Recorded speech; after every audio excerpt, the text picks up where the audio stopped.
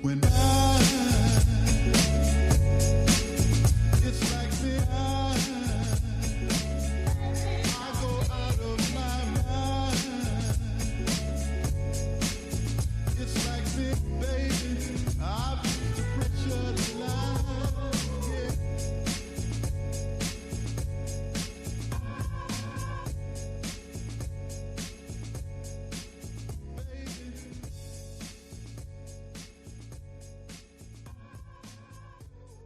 When it's like me, I go out of my mind. It's like me, baby, I've pictured the line, yeah.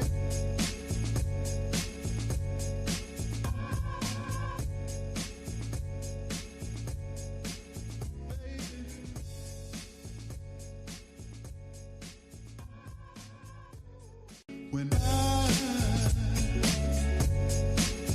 it's like me, I go out of my mind. It's like me, baby, I've pictured the line, yeah.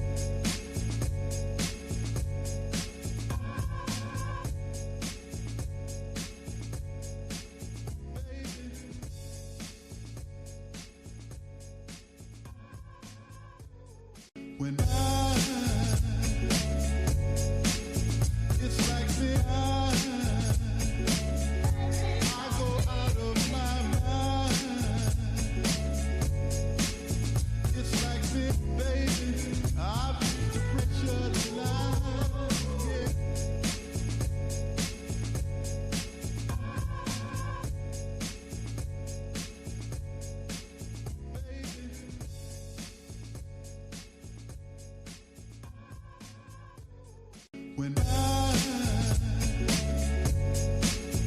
it's like me, I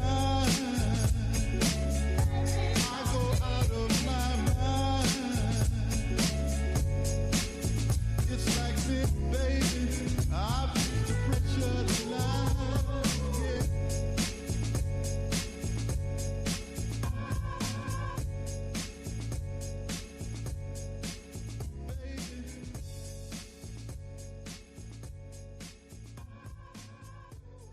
When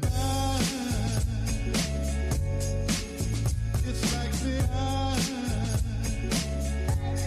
go out of my mind. It's like me, baby, I've pictured the line, yeah. When it's like me, I go out of my mind. It's like me, baby, I've pictured the line, yeah. When it's like me, I go out of my mind. It's like me, baby, I've pictured the line, yeah.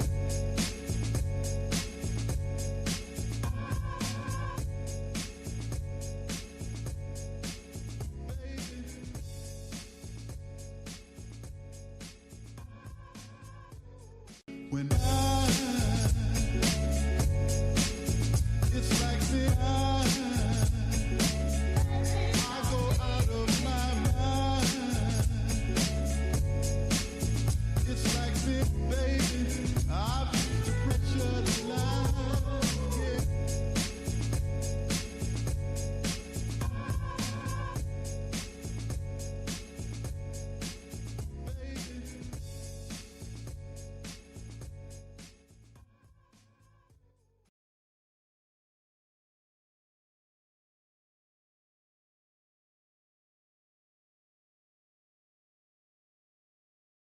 This interview is brought to you by our friends at Waggle. Waggle is a golf term, so their origin is obvious. But, like you and I, their roots extend well beyond the tee box. Waggle is rooted in early mornings on the water and late nights around the campfire, in lacing up the skates, and in casting a line. These hobbies and passions are what inspire their team daily to create apparel that makes you say, wow, this was made for me. Because, really, it was. Waggle's biggest sale of the year is live right now. Hats, polos, pants, shorts, jackets, flannels, socks, everything is 30% off. We pulled together a list of our all-time favorite products, so make sure you shop the link in the description. What is up, everybody? Welcome back to the Sota Pod YouTube channel for yet another live watch party. Last day of the World Junior Championship in 2026, and we are here for the bronze medal game. So the boys have something on the line here today. Finland and Canada. Finland, obviously, not getting past the Swedes in arguably the best game of the tournament.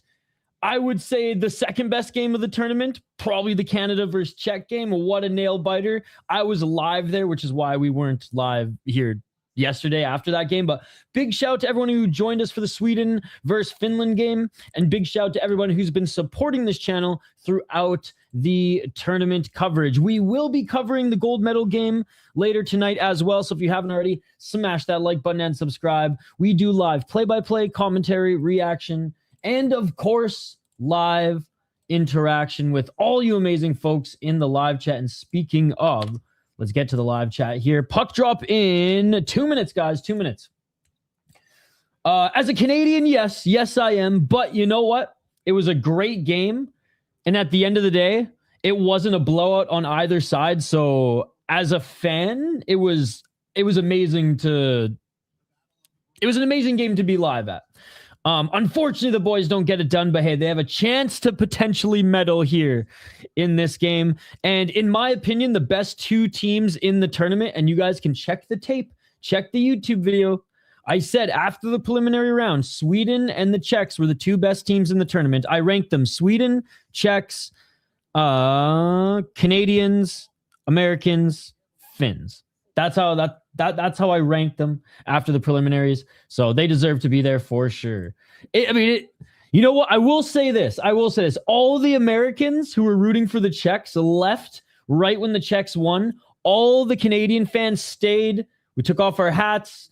We were respectful for the national anthem. We cheered the boys on as they left the ice. So I will say a little bit more, little classy. Just saying, even in defeat.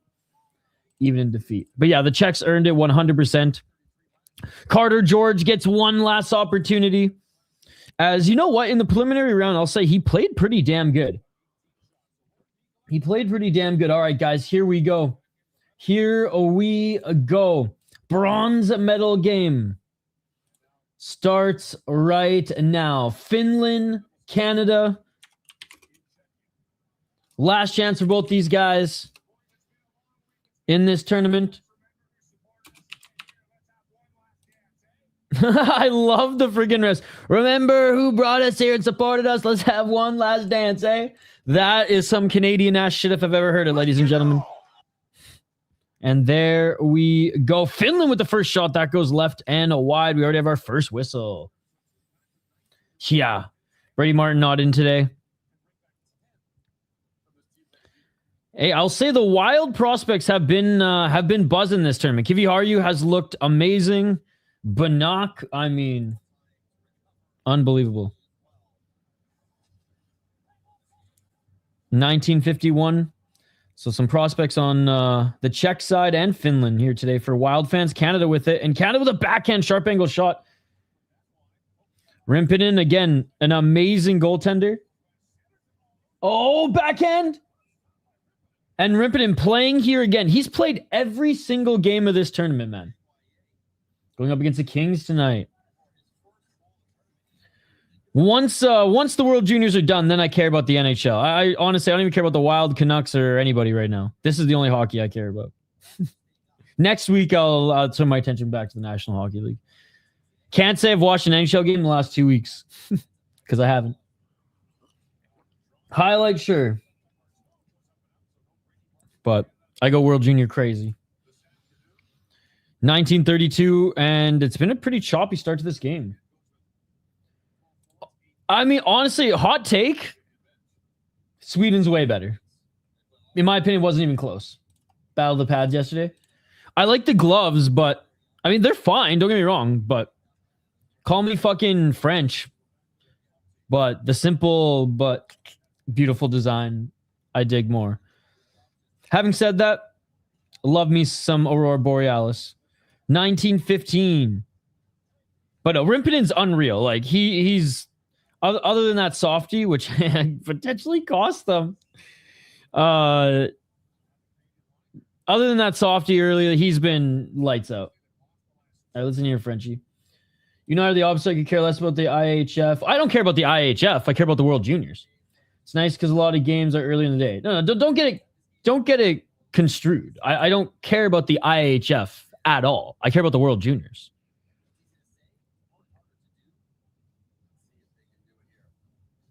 $19.05. It's so weird to me that it's not like a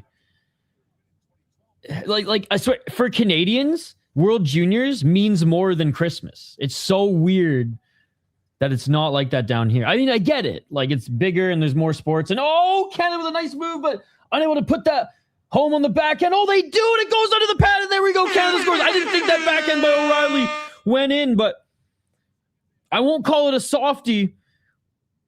But looks like the puck went through the pads there. Yeah, you fuck a Christmas tree, man. I ain't going no midnight mass. I'm watching hockey. Oh, didn't even go through the pads. It went right side. That was nasty. But I respect it. I respect it. The NHL for me is just, I don't know. I'm becoming less and less of an NHL fan every year. But I will say this year has been a lot of fun. Not as a Canucks fan, but covering the Wild. And fighting's been up this year. So let's go. Hey, shout out to our friends from Finland here. The game yesterday for Canada was definitely disappointing. The lack of discipline that caused the stupid penalties was just embarrassing, especially late in the third. Gavin McKenna's getting ripped on social media. Let's just say that. I thought it was one of the best games of the tournament. I think the Czechs are unbelievable. Do I think Canada should have been more disciplined? Yes.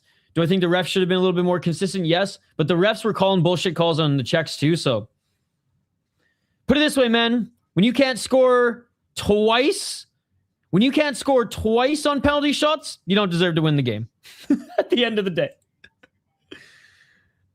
Props to the Czechs, man. I, as a Canadian living in the been living in the United States for a while now. Shout out to my American mother. I have to say, I was not disappointed overall with the boys' performance. The Czechs are a fucking good team, man. They outplayed them in the third. Good old meat and potatoes hockey, man. 17:55. Maybe next time they'll go a little bit more WHL heavy because there was more WHL players playing on the Czechs than there were on Team Canada. How do you like that shit? Shout out to the Western Hockey League. Oh, shot by Canada. That trickles off. One of the forwards of Finns. He's still limping as he skates back down to the bench, and the Finns are going to be able to clear this one.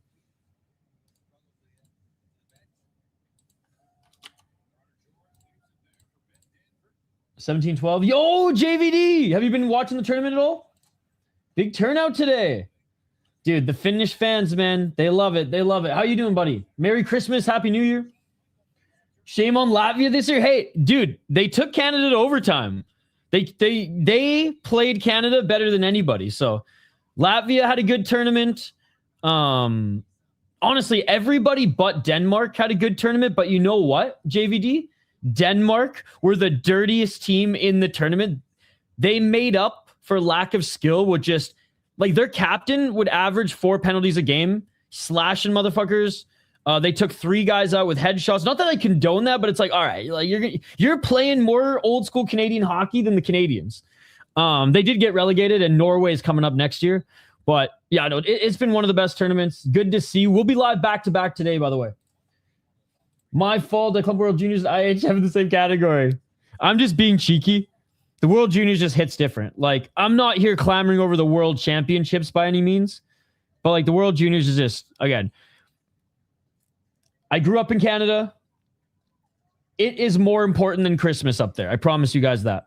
Oh, nice save. by Rimpinen. So it's taken some adjusting for me down south. Oh, shot score! What a shot by Finland! Oh my God, this is going to be like the Sweden game. And Finland answers right away on their first shot on net.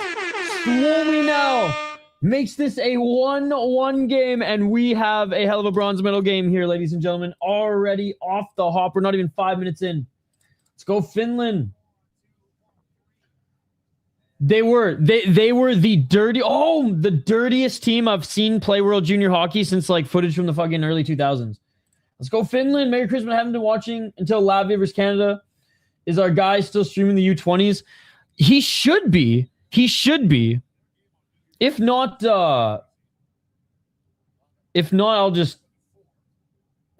go to the same place I sent you last year. It's probably in our message on Discord. But let me know if you have any issues.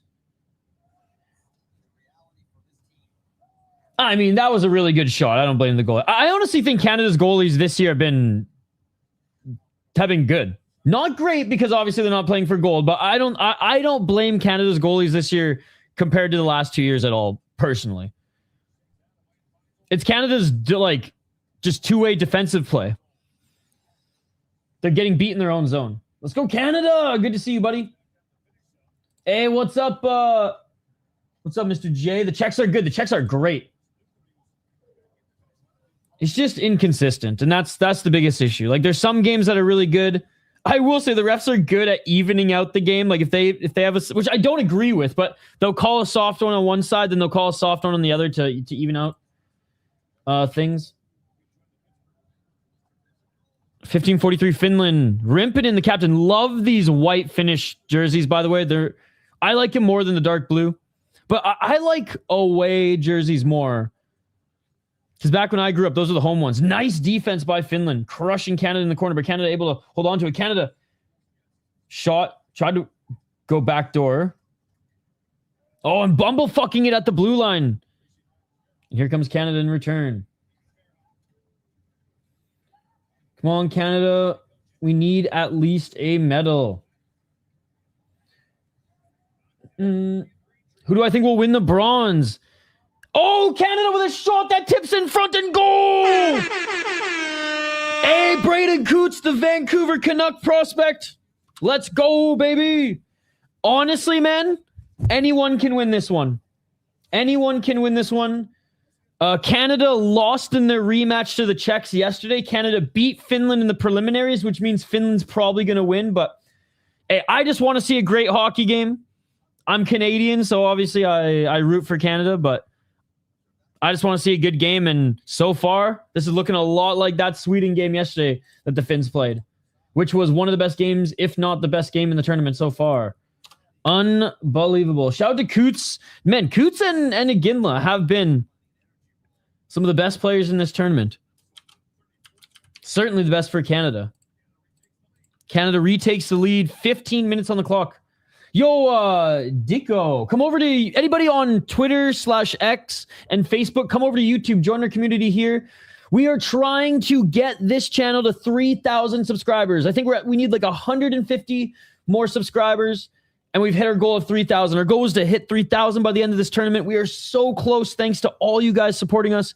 Don't worry, we'll be covering Olympic play and NHL games every single week as well moving forward. But smash that like button and subscribe on YouTube if you haven't already. This game is going back and forth. I made it there with 5 minutes to spare, and I parked like a good 15-minute walk away. But I made it there with 5 minutes to spare, hot dog and beer in hand, baby. Hey, thank you, buddy. Thank you. You're a beauty. That shit beautiful than a motherfucker. 14:51 on the clock. Canada comes up the left side. They force the puck into the Finland zone. Finland with it. Finland up the left side. They try to dump it in, but Canada gets it back. Canada. Oh, partial break, Canada. Beautiful. Sprawling. Pad saved by Rimpinen. Canada was on a partial break there. No room, though, to get that backhand going. Rimpinen dives and makes that right pad save. Canada right at center. Finland pokes it into the Canada zone. Good defense by Canada. Canada making sure Finland doesn't set up in their zone. Finland battling on the right side. Finland pokes it up front. Finland with it, back to the blue line.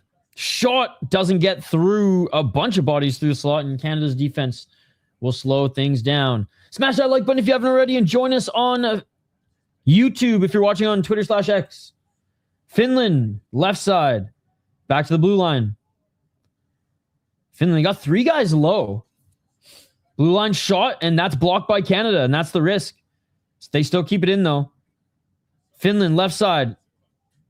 And sharp angle shot, that goes off the side of the net. Behind the net still, Finland. Plays it to the wall. And this is where Canada, man, was getting beat by the Czechs yesterday. As soon as the team starts to set up, they're getting beat with some of these shots here and plays, and that shot goes left and wide for Finland, and Canada's going to race to it.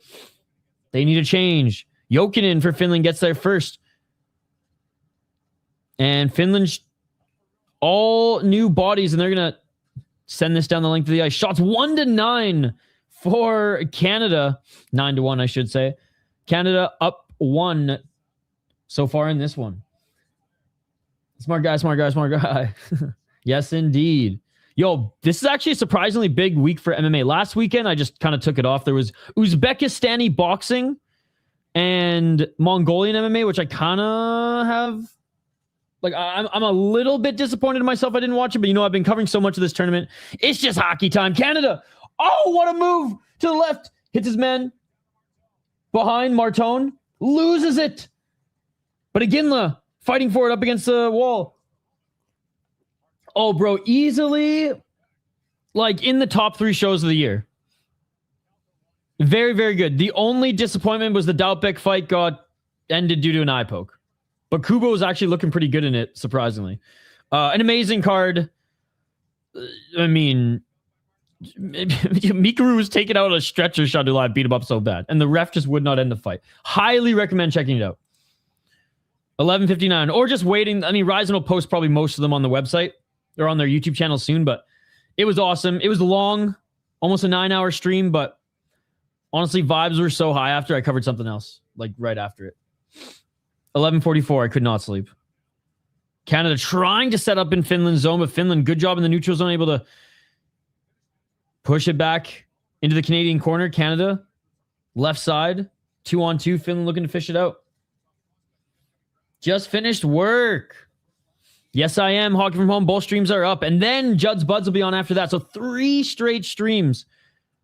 3 straight programs on this channel tonight. 11:15, and this puck's going to come in offside. Again, Hockey from Home. Braden Coots scored for Canada. O'Reilly got one, and Coots got one. Honestly, do it. Just, like, carve out a good... Well, you don't even need 8 hours because there were 2 intermissions. So carve out 6.5 hours and just rally. The opening ceremony is worth watching, though. What's up, John? Good to see you. Ooh, it's JVD.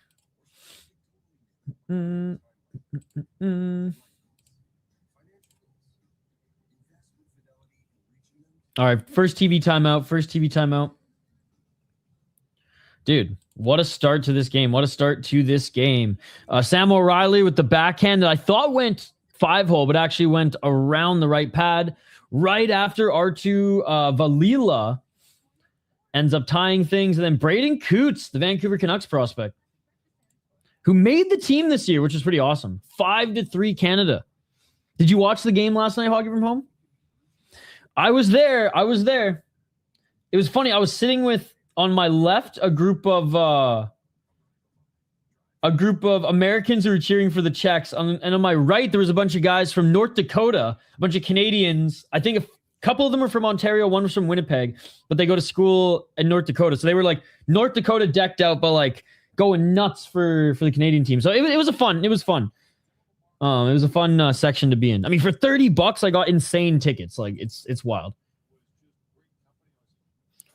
Canada versus Czech yesterday, and Sweden versus Finland yesterday was easily, Sweden versus Finland yesterday was the best game of the tournament. God, man, I really hope the Czechs, but like I said, at this point, I still think Sweden is the better team, but Czechs might be the hardest team to play. if that makes sense. So I said it after preliminary round. Sweden, Czechs, Canada, States, Finland, in that order was how I ranked the best teams. Sorry, Slovaks. No way. I met actually Marc Bergevin and Eric Stahl last night. I talked to only Eric Stahl for like 5 seconds, but I talked to Bergevin for a good minute, 2 minutes.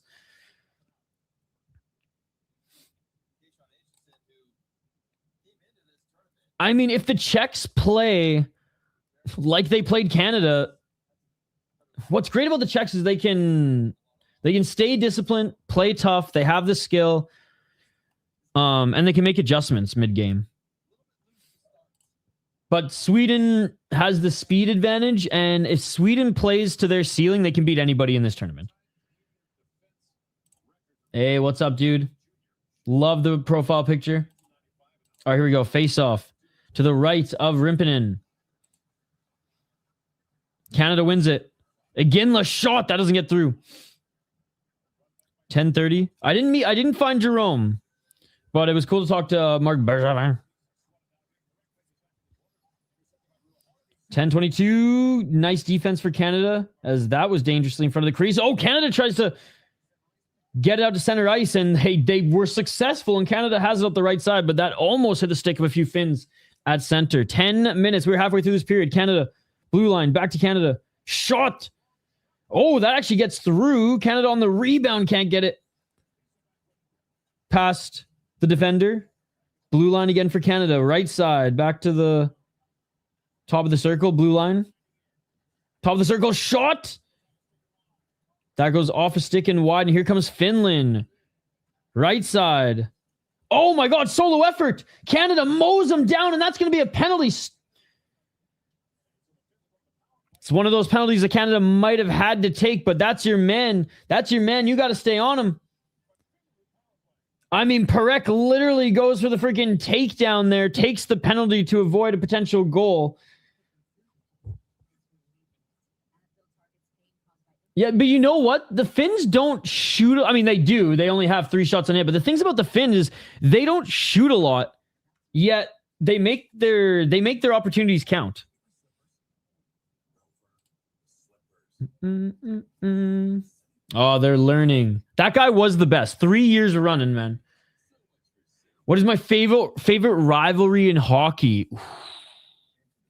I mean, I will say that Sweden versus Finland is probably the best rivalry in hockey. My second favorite, because I've gone to a couple of these games and it's delivered, Gophers, North Dakota, man. Canada's up by 1. Yeah, my first Gophers game I went to was they were hosting North Dakota. Dude, it was insane. Like, there were Nodak fans in front of me fucking telling me to shut the fuck up whenever I was cheering, or, oh, what is that, ref? And there was people fighting in the stands. It was nuts. And I'm sure it was even crazier back in the day. I can't wait to go up to a game. I don't know if I'll be able to go this season, but maybe next season. All right, power play for Finland. Their special teams looked incredible against Sweden yesterday, both penalty kill and power play. Let's see if Canada can kill this one off. Smash that like button if you haven't already, and subscribe. We're trying to get to 3,000 subscribers. 9:37. And Canada sends us down the length of the ice as they win the face-off. Let's go. Yeah, it was crazy when they were part of the WCHA. I miss them days. Man, I just miss when junior hockey was just savage. I grew up on old school WHL. I grew up in Prince George. Old school WHL, man. Even old school BCHL. I will say, though, there were more WHL guys on the Czech team yesterday. It's probably why they beat Canada. Canada went 2-0 heavy, and look what happens. Oh, what a save by George! What a save by George! Blocker save, and then he makes the rebound. Left pad. Finland still has it. Shot blocked by Canada. 8:41. Finland with a shot. And again off the blocker of George. 8:34, Finland. Playing the puck well. Oh! What a shot! What a shot!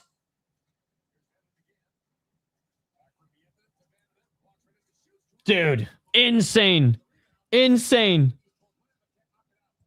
Canada can't knock it out. Can't knock it out.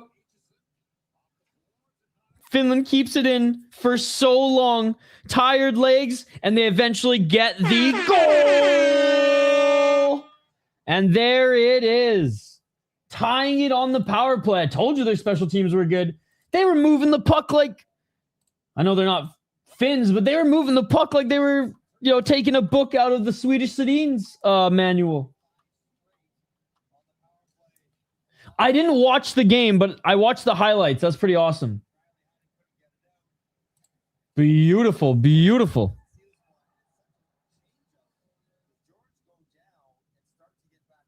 Yeah, George. So George was. Oh, he didn't get his right pad down.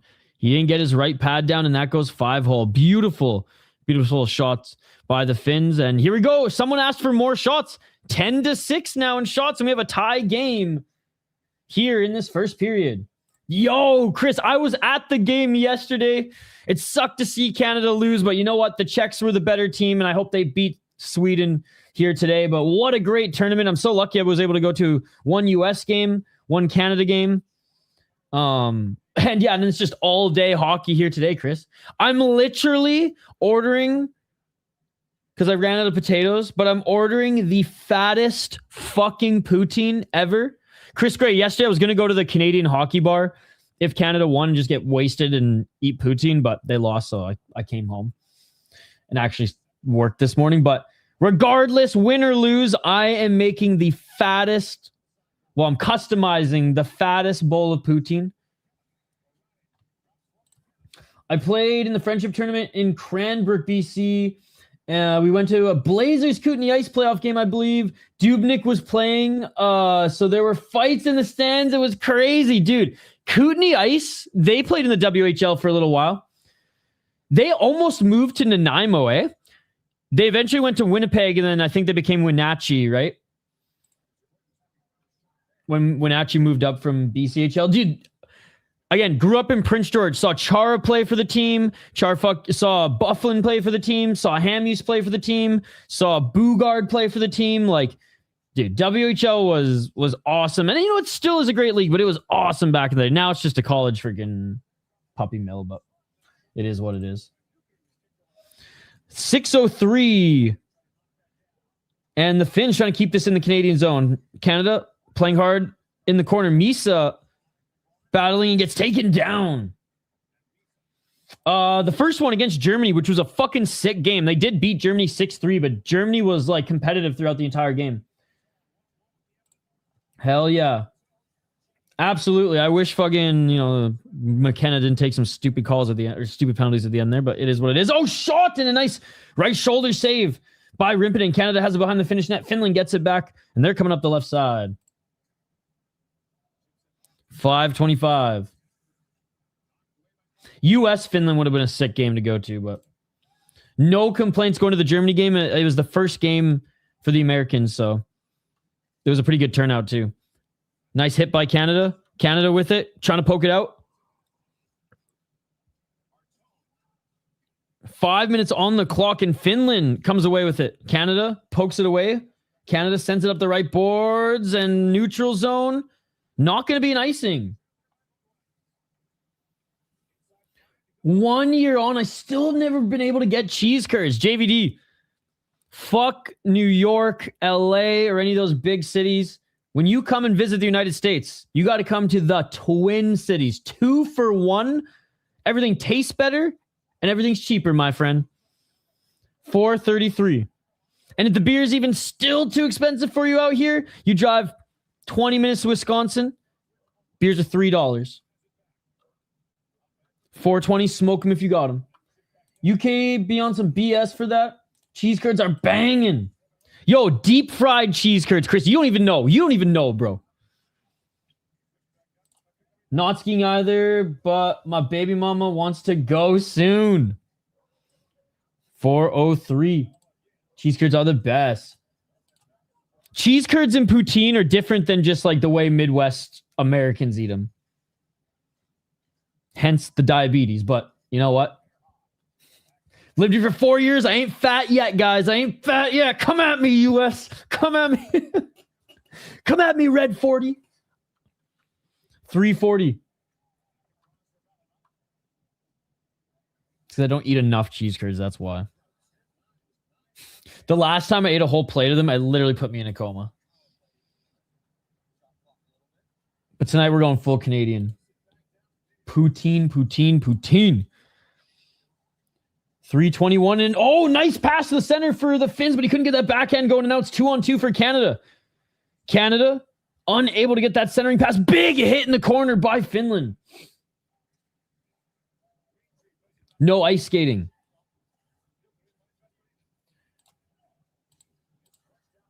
Wisconsin has the best cheese curds. I mean, Minnesota's are Wisconsin's, so they're pretty much the same. Shot and puck goes up and out of play. Nice stick save by Rimpinen. I'll say this, like, I mean, the Twin Cities, literally, like, on the border of Hudson, pretty much. So, like, not that, like, Hudson is anything special, but, like, pretty close to Superior. Like, I don't know. There's parts of Wisconsin that I've, like, that are close, that I circle and go to for certain things, so.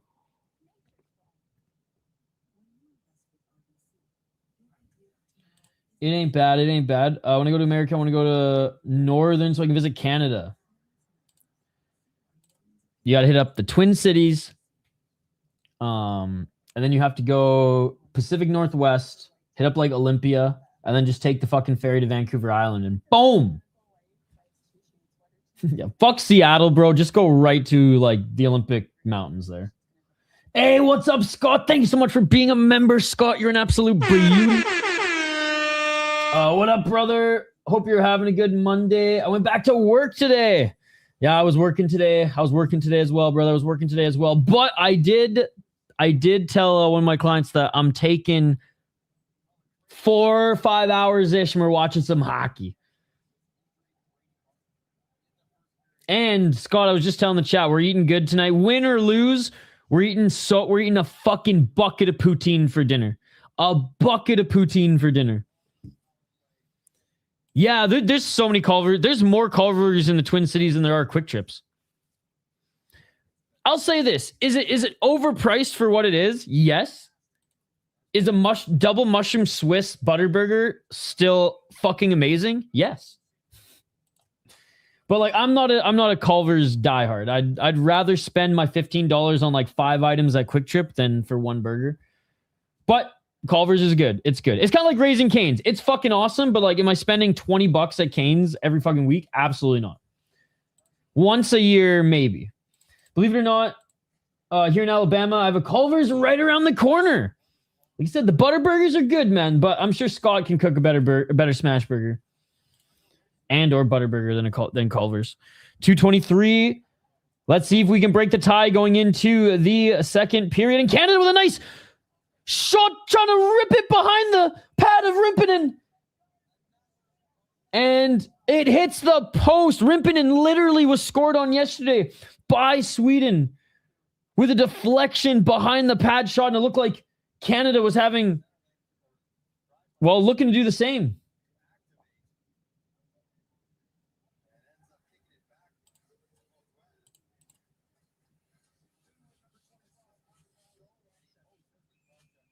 And are we going to have a penalty on this? Oh my God, it hits the post.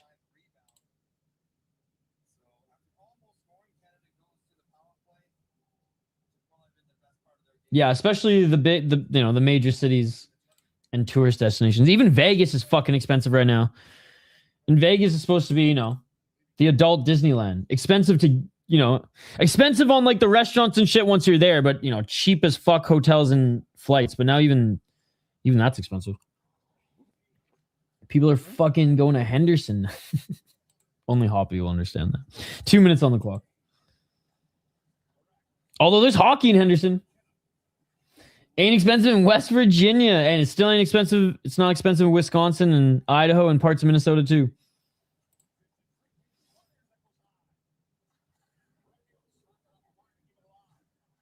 Hey, shout out to you, couch burning beauties up there in West Virginia, by the way. One of my clients actually was Steve Slayton, the Burning Couch podcast. I worked on that show for a little while. He's a beauty. And West Virginia has hockey now. It's club level, but they have decent hockey. He rammed his stick into him, and Canada's on the power play. They've kept his own shot. Oh, what a goal! What a goal by Perek. Top shelf, left side, where mama keeps the cookies. Little Caesars fell off. Now it's $10 for pizza. Yeah, remember when it was fucking $5 hot and ready? Pause.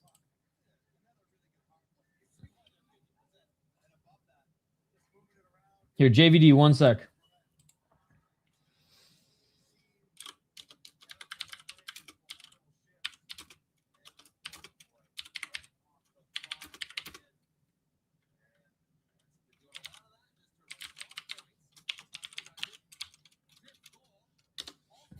Yo, JVD, read chat. Give me a bunch of thumbs ups and Canadian flags in the chat, guys. 3-2 going into the second. Oh, what a huge hit by Finland. Absolutely ransacked the Canadian winger. Oh, it was a Ginland. A Ginland's back. And it's actually the Finnish player who freaking ransacked the Canadian here, and he's still on the ground. Look at this hit here. Oh, never mind. It was Canada who hit him. I thought it was a reverse hit, but nope. Oh! Boom! What a hit. And Westergaard for Finland, he's going to the dressing room. Honestly, I think he just got the friggin' wind knocked out of him. Yeah, Troy Aitchison, man, he's a beast.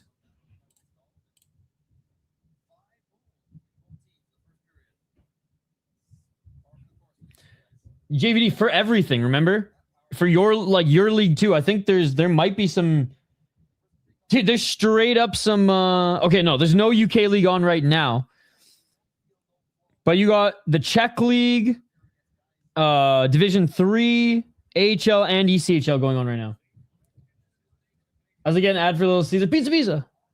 57 seconds shot in front of the net. No rebound for Canada. Canada still has it though. Shot at the blue line. Great save by Rimpinen. 49 seconds.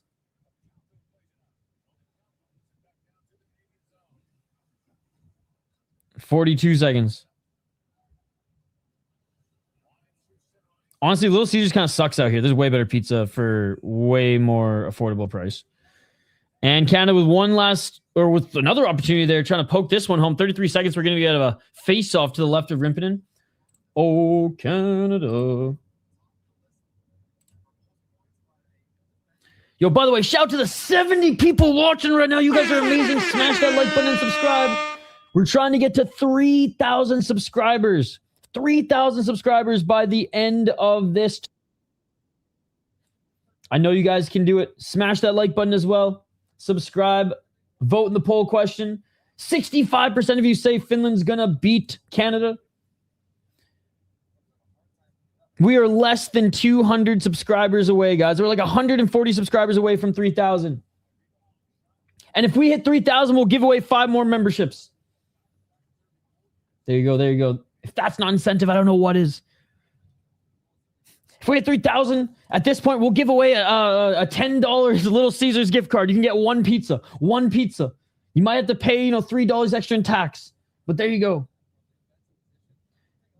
I mean, I would say no. Unless you're going deep dish. There's some good, deep dish here in Minnesota. I mean, it's America. There's a good deep dish everywhere. Again, shout out to the diabetes. But, I don't know. I mean, I like pizza. I don't have a sweet tooth, but I fucking love cheese. So, give me anything with cheese on it. I probably could quit caffeine, cannabis, alcohol. I don't think I could quit cheese, bro. I do belong in the Midwest. And I don't know, there's a few good affordable pizza places around here. And there's actually a frozen pizza company, a local one. They used to be an ice cream company. So like actually like they know their fucking cheese, bro.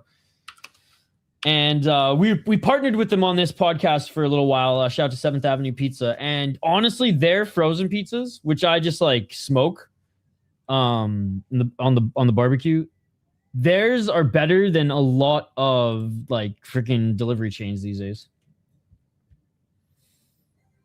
Yeah, Deep Dish is amazing. Yo, Denial, thank you so much for becoming a member. Bro, I was at the game last night. What a game. Heartbroken for the boys, but what a game nonetheless. Let's hope the Czechs kick that shit out of the Swedes here today. Dude, Little Caesars hasn't been $5 since like 2008, bro.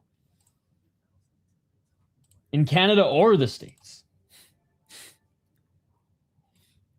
I remember I grew up poor. My parents loved the Little Caesars.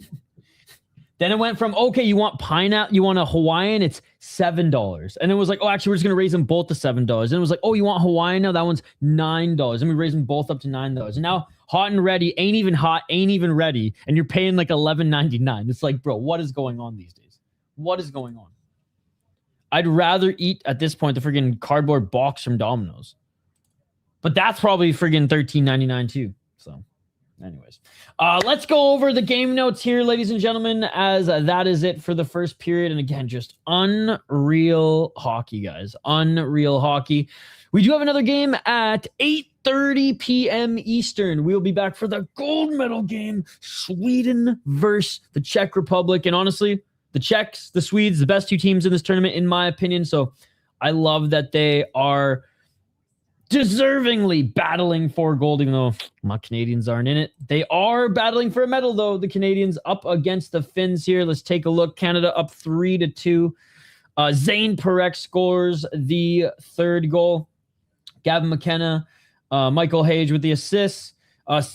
The second goal for Finland was Julius Miettinen.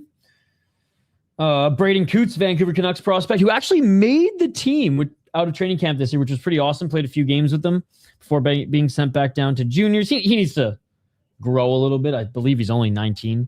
Anyways, good to see him have a great tournament. Honestly, him and Iginla have been two of the best players in this tournament. Certainly for Team Canada, in my opinion. Arttu Valila was the first goal for Finland, and Sam O'Reilly for Canada scored the first one. And again, Michael Hage, McKenna just been freaking assist machines in this tournament. Yo, what's up, Donald? The end of period 1, period 2 is coming in about 15 minutes. JVD became a hockey fan because of the World Juniors and Four Nations. So yes, he's an honorary hoser for sure. I left. Well, I'm half American, so it was easier for me to move and work here. And I left a media company that I helped co-found and just needed to change. And I was at the time, I was hosting a podcast that was based around Minnesota hockey. And we grew it to a little network, which is now the Sota Pod, which we have, Fellowship of the Rink. Joe Smith from The Athletic works with us. Judd's Bud, Spoke Z works with us. Brett Marshall, the analytics side of things from Wildly Informed, right? NCAA. So we built since I've moved here, we're able to grow this little network into kind of like an all Minnesota hockey thing, and grow the YouTube channel. And yeah, and I mean, it's the state of hockey. Hockey's buzzing out here, so it was a fun opportunity, and I've been loving every second. And Minnesota has, in my opinion, everything I love about the States and everything I love about Canada all wrapped up in one state. Sports is crazy here. Yeah, so, and you know what? I lived on Vancouver Island for a while. Don't get me wrong, it's beautiful, but it's fucking expensive, and I miss shoveling driveways and skating on ponds. I'm Canadian through and through. And as a Canadian, you just kind of become an honorary Minnesotan. Not my B-Day, by the way, just the occasion of said Mexican food. I remember my struggle, poutine of random cheese. I found sausage gravy and fat fucking chips. Yeah, I think today I usually am just a traditionalist. I make my own gravy. I get the fat fucking cheese curds. And yeah, I like big ass freaking fries, or like you say, chips. The way they do it in Quebec are with the big ones too. I hate the skinny ones they do everywhere else, especially Western Canada and the States. Sausage, like a good chorizo poutine would be fucking awesome. Better than bacon, in my opinion. Like I worked in a Domino's when I was a kid. I fucking hate Domino's. In between the first and second period, first intermission. I don't know if I can ever eat poutine without sausage, to be honest. It just fits. I know it's probably no. A lot of people in Canada will put like chives and bacon on their poutine. I'm just a fucking traditionalist, right? I like the thick fucking gravy. Like, not quite goop, but like fucking thick. Like almost tar. And the big ass fries and cheese curds. But I'm not opposed to putting chunks of chorizo and even some like fried onions on top too. Tom Reed's has decent poutine. I mean, Tom Reed is Canadian. I will say, hate that it's on a plate. It's got to be in a bowl. And they got to have bigger fries. The fries are they're like McDonald's fries and poutine. It doesn't work, bro. It doesn't work. I just ordered a smoked pulled pork poutine. Ooh.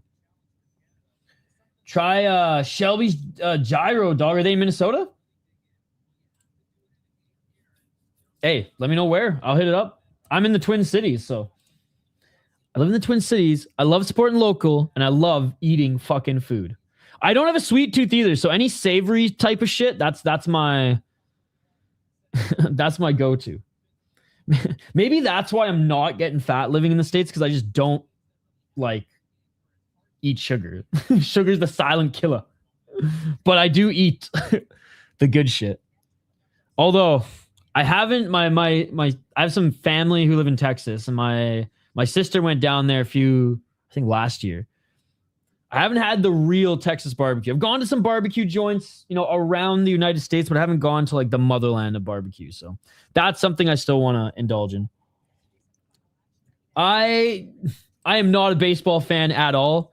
I'm one of those psychos who only watches sports that allow fighting. So Calcio Storico, hockey, box lacrosse, Muay Thai, kickboxing, mixed martial arts.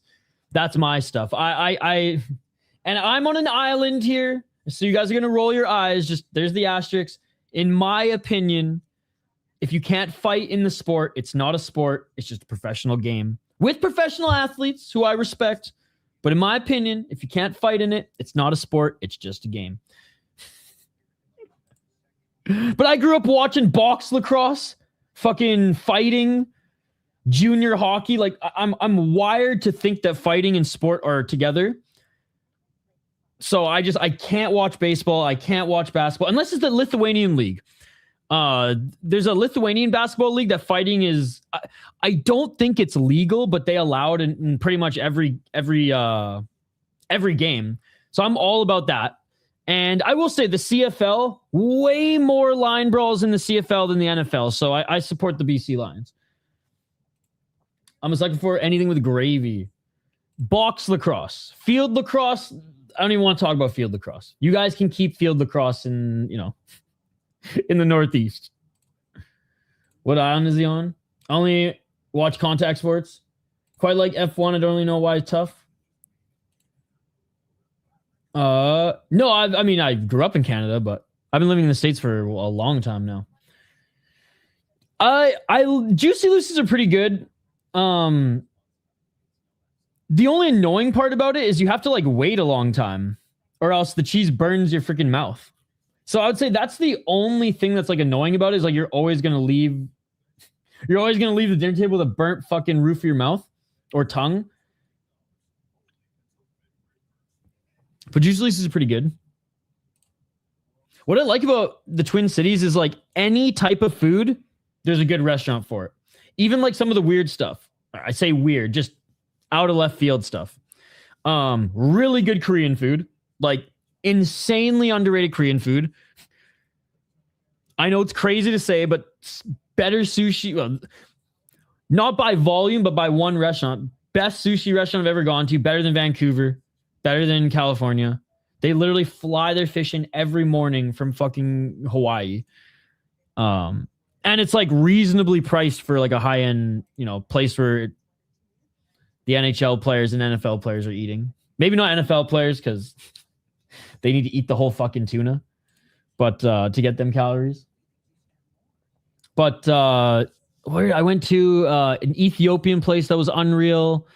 I went to I went to a barbecue place that was good, but again, I don't know compared to Texas, like what good is, but yeah, I've been really impressed with just the diversity of food here in the Twin Cities. I am hardly a foodie. I like food. I like to cook, but like I ain't following food accounts on Instagram or any of that shit. Then the shots go down easy. Dude, it's so good. I actually made taboki recently. Fucking rolled out the little dough noodle things. Yeah, Korean food's fucking awesome. Korean chicken. So good, so good. Anyways, what was I doing? Oh yeah, box score. Actually, we kind of already went through that. I mean, it wouldn't be a stream with me covering it without talking some food. I've had dim sum, yes. My friend's dad was from the motherland, up in Canada, actually, when I was growing up, and he was the most hoser Asian dude I knew, because he would moose hunt, deer hunt, friggin', and cook all the dope ass friggin' Chinese and Hongkonese food. Hey, doing great, Nathan. How are you? I've never been to Denver. But I heard City Walk's pretty good. It's lacrosse in a freaking hockey rink with cement. And there's not bigger sticks for defensemen. They all have the same sticks. I don't think there is a number one. I certainly can't choose. I don't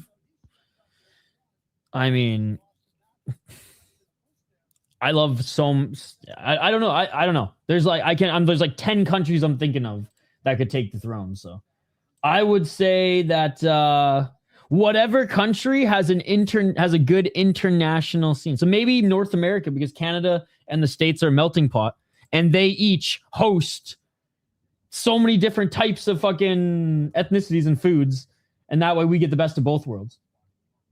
Or many worlds. I missed the Minnesota Swarm. I wish they were still here. Russian bare knuckle matches are pretty cool. The ones in the haystack. What's it called? I went to Denver back in 2018 for a bachelor party. It's a must visit city. I was supposed to go there for a one championship show in August, but they canceled it. Louisiana should have an NHL team. I mean, they've had ECHL before, and it just hasn't really worked. Now, it's very different. But I don't think they can do NHL, to be honest. Yes, sir. Yeah, I haven't... For those who watch combat sports, check out my second channel, the City Life Project. That is I literally stream and cover 30 plus hours of combat sports every single week on that channel. We even did a Finland league a few weeks ago as well. Hello, Sebastian. Suomi, good to see you. All right, guys. Don't forget, we will be live later today for the gold medal game as well. Stream is up for that one. So go and give it a like. Ooh, man. I mean, to be honest, they're both pretty elite, if you ask me. Again, you get a little bit more variety in Canada, but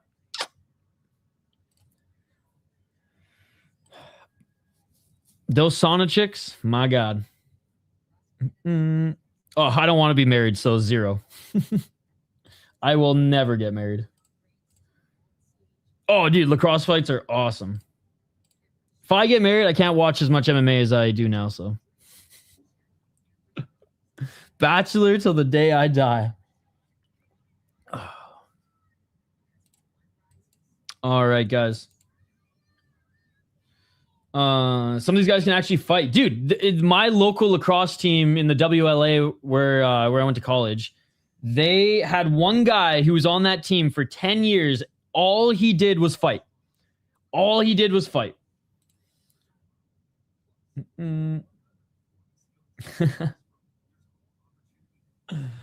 That'd be the literal definition of getting married to the game. MMA fighter or like MMA fucking photographer or journalist or somebody like that. That'd be peak. Or a fighter, but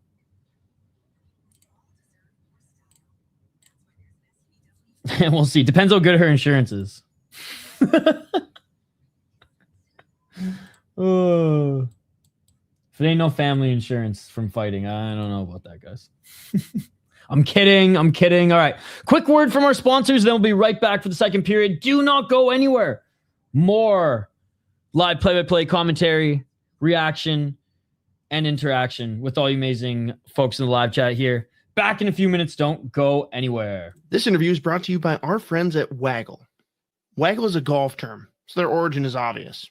But, like you and I, their roots extend well beyond the tee box.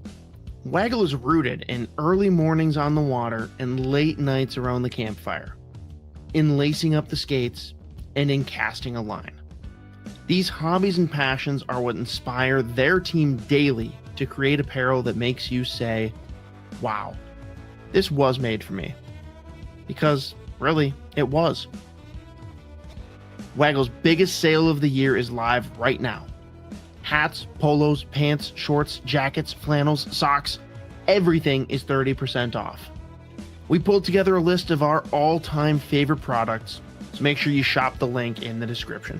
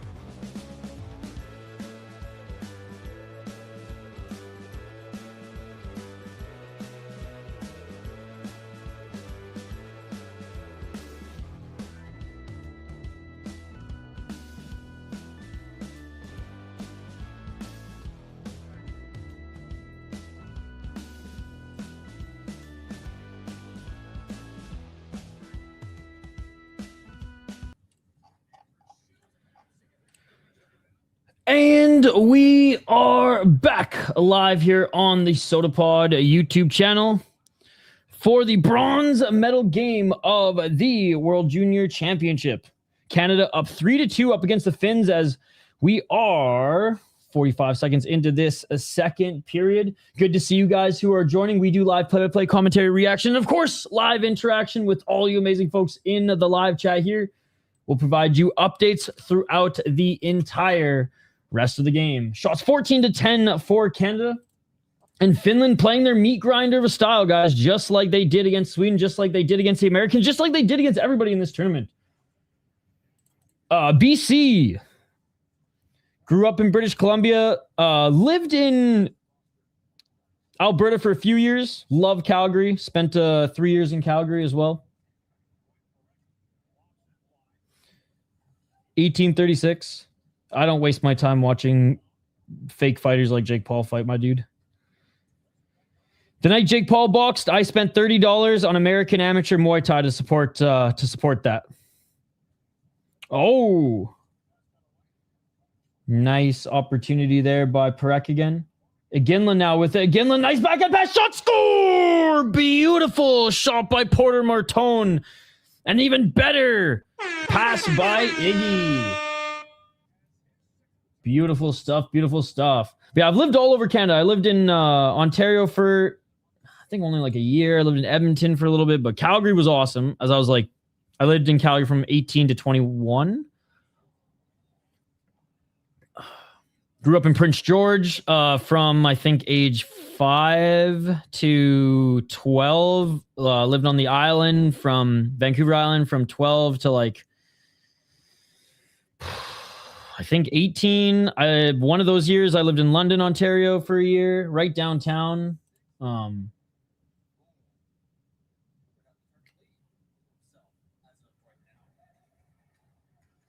I wouldn't waste my time watching fake fighting, man. I support real fighters. 1805.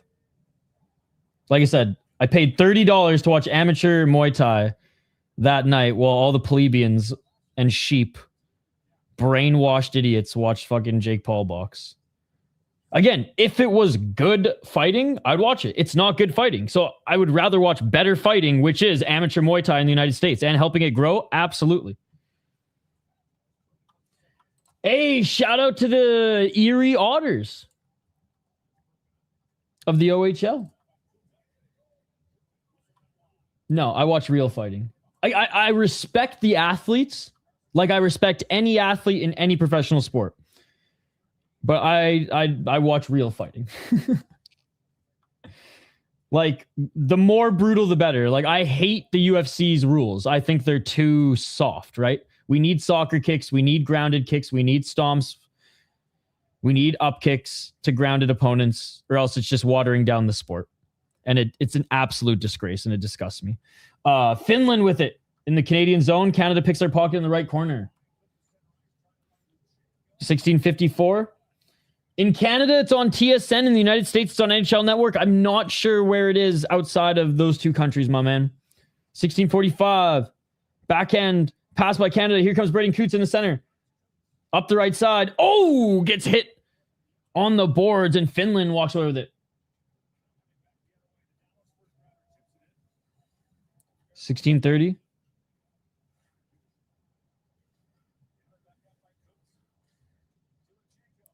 Oh, nice job by Finland. Picking the pass apart there, and was able to get a shot on that right side. Elected not to pass, even though it was a 2-on-1. Yeah, I'm a big, Japanese mixed martial arts fan, Korean mixed martial arts fan, and they have their shows are just way more entertaining than what the UFC in North America puts on. Hey, shout out to the Czechs.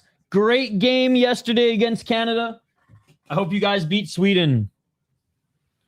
Maybe Yuri Prohaska will come party with the boys in freaking Minnesota tonight. 1543.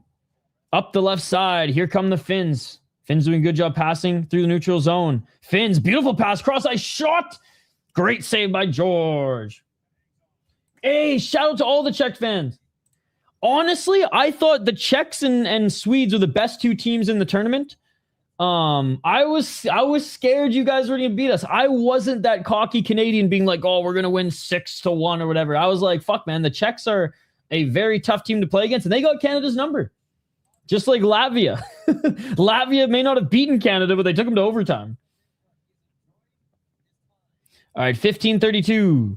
Face-off to the right of George. Canada wins the face-off. They send it up into the neutral zone. Canada with it. Iginla to the slot.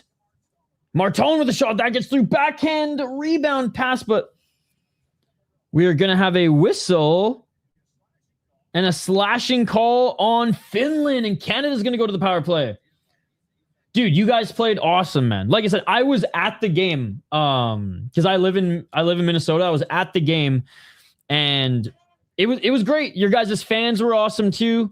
Again, I was disappointed because I'm a Canadian. I wanted to see the boys win or get to the gold medal game, but I'll say this, man. The Czechs deserve to be here. And Lil Yurchek is a fucking animal. McKenna's obviously the talk of the town. Where do you think he stands on the team? I mean, he already has 2 assists in this game, so. Doing pretty damn good. Oh, Perek with a nice cross-ice pass. I mean, it's either going to be them or the States. Canada and the United States are in the easiest brackets. The Czechs and, Sweden, Slovakia, and Finland are going to kill each other in their group. So Canada and the United States have the easiest groups, and I think that is not a coincidence. So I think Canada and the States are probably going to fight for gold. That's what the IOC, the IIHF, and the NHL wants. So again, look up Canada. Oh, what a shot from the blue line. What a shot from the blue line, and goal! Canada could not score against the Czechs, but seemed to light up the friggin' Finns. What is this? On the power play, 14:33 on the clock, and Canada goes up 5-2. 2 quick ones here to start the second period, one of which being up on the power play. Finland, though, they are a pesky team. Rimpinen, mentally strong and can come back from this. It's only a 2-goal lead. That was an insane shot, though. That was and I don't think that was tipped. Okay, no, it was tipped. Never mind. I was gonna say if that went top right, that would be insane. But it was a great tip. It was a great tip. I did Alberta in a year and a half. Went from Jasper and stayed in a hostel, then Banff, Lake Louise. Lake Louise is amazing. And worked at the Chateau cooking. The rules regarding litter in the national park rules, crazy. Dude, that's so cool. I will say, when I lived in Calgary, I hiked every single mountain in Canmore. You know what's funny is Banff was my least favorite spot out of the mountains there. Lake Louise holds a special place in my heart. I went to the Chateau for a Christmas party, which was amazing. Played some hockey on the lake. But yeah, Canmore is one of my favorite places in Canada. Hiked every single mountain in Canmore, dude. It was unreal. So, dude, that's so cool, man. That's so cool. And yeah, Lake Louise is a fucking gem. 13:44. George plays the puck, sends it around the left side. Yeah, it's more of the tourist attraction spot versus the I just want to fucking get out in nature and just give her, for lack of a better term. Still beautiful, don't get me wrong. And like worth checking out, but like Canmore, Lake Louise, bro. Now the Chateau Lake Louise is a pretty penny. I didn't have to pay for it, but I soaked in that experience. I need beautiful nature and wilderness. It's amazing. I would love to see it in my own eyes one day. Take some hike and enjoy the beautiful nature. Hey, man, Western Canada and honestly northwest United States too, in like the Olympia area, just beautiful, beautiful part of North America. Oh, post! Finland shot from the blue line. That hit the post, man. Postman. And we're going to go to TV timeout with 13:13 on the clock. Canada up 5-2. Shots 18-13. Smoke a bowl on a mountain. Nova Scotia. You know what? I've been to every single province but the Maritime provinces. I want to hit up everywhere in that area. I want to hit up every single one. I've gone to Quebec, but I haven't gone east of Quebec. I lived in Quebec City for a few months, actually. Montreal's fucking awesome. Quebec City, it's... How do I describe Quebec City? It's like it's almost like a European city. A European city with the most hick-ass Canadian hosers who are tabarnak Québécois. It was fun. But Montreal, Montreal is Montreal. It's like its own beautiful thing in Canada.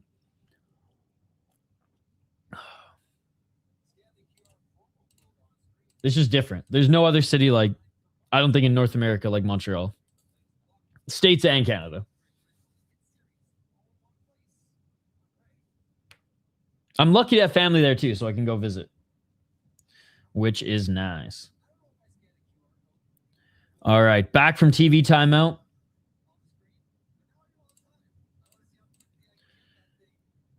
Face off to the right of George. I've never been to the territories. But I have a friend who's he's native, and he lives in British Columbia, but his family's still up north, and he goes up there for like a few months every year, sometimes in the winter, sometimes in the summer. And he invited me to come up and just like do like 2-3 months with him and just like live off the land, right? And I'm going to take him up on that eventually. Went to Banff in 14 for a wedding, and it was a wild time. Got in late September, October, and you'll have a blast. Lake Louise was a beaut too. Yeah, just gorgeous, man. Just gorgeous. Hey, if you ever go back that way, Dan, Canmore, especially if you like to hike. Oh, Mount Ha Ling is one of the most beautiful mountains. I hike. That's like my thing. Kind of granola, if you haven't noticed. Did the West Coast Trail, North Coast Trail on Western Canada, and love hiking mountains. Haven't done Mount Baker yet, but plan to do that before 2028. And I'm doing some crazy hikes in Scotland and hopefully Japan next year too. That's the goal, anyways. But anyways, Mount Ha Ling is one of the best hikes I've ever done in my life. I'm not even trying to like be a hero. I'm just saying like I've done a lot of different terrains, and Ha Ling was the best. I haven't been to Newfoundland and Labrador for any of the territories, but every other province I've been to. I feel like that's most Canadians. Your buddy is a hunting guide in Yukon. That would be fucking sick to go hunt up there. Or like moose, elk, boars. And I'm sure on the fishing side, some incredible freaking creatures. Only went to Edmonton, Toronto. Oh, shot from the slot by Canada. Nice save by Rimpinen. Rimpinen's going to glove this one down. 11:55 on the clock. I'll say this. I had fun partying in Edmonton when I was 19. Glad I live in Calgary and was able to move back there, or to go back there after the haze wore off.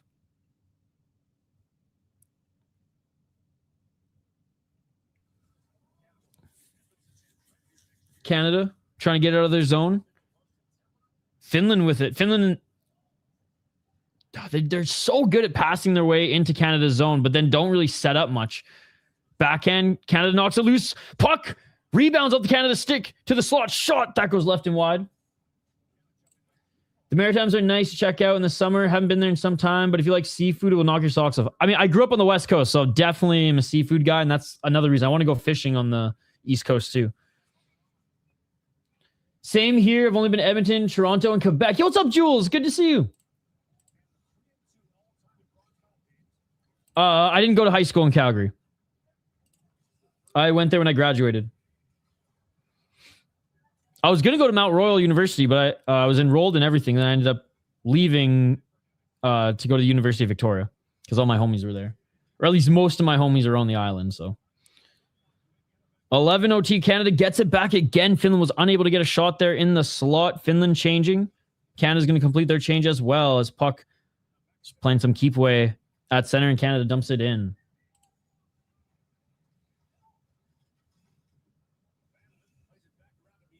.10:44.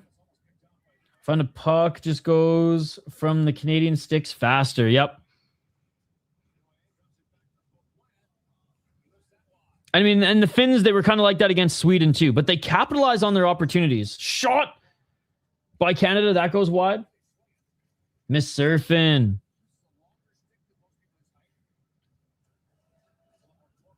Steelhead, rainbow trout. And then ocean, obviously, halibut is freaking huge. But I like fly fishing more than anything, which I'm excited to hit the ocean on the East Coast, because West Coast ocean fishing is fun, but it's not as much of a battle. That's why I like fly fishing. It's like you versus that fucking salmon, bro.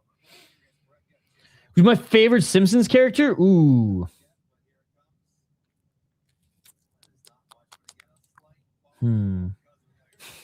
Honestly, I don't know if he's my favorite character, but my favorite episodes are friggin' Flanders episodes. So by default, maybe Flanders. Yeah, my grandfather on my mom's side, his dad started the first fly fishing shop in Seattle. And then my grandpa was a big fly fisherman as well. So I just grew up tying flies and casting in rivers, man.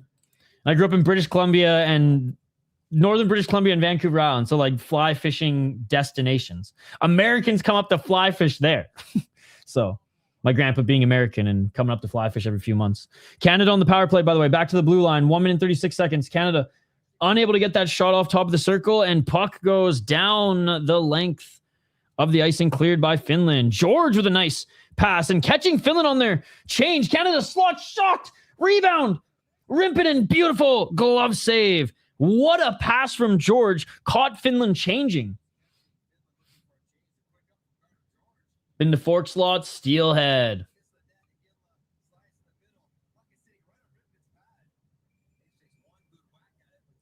Groundskeeper Willie. Honestly, better answer.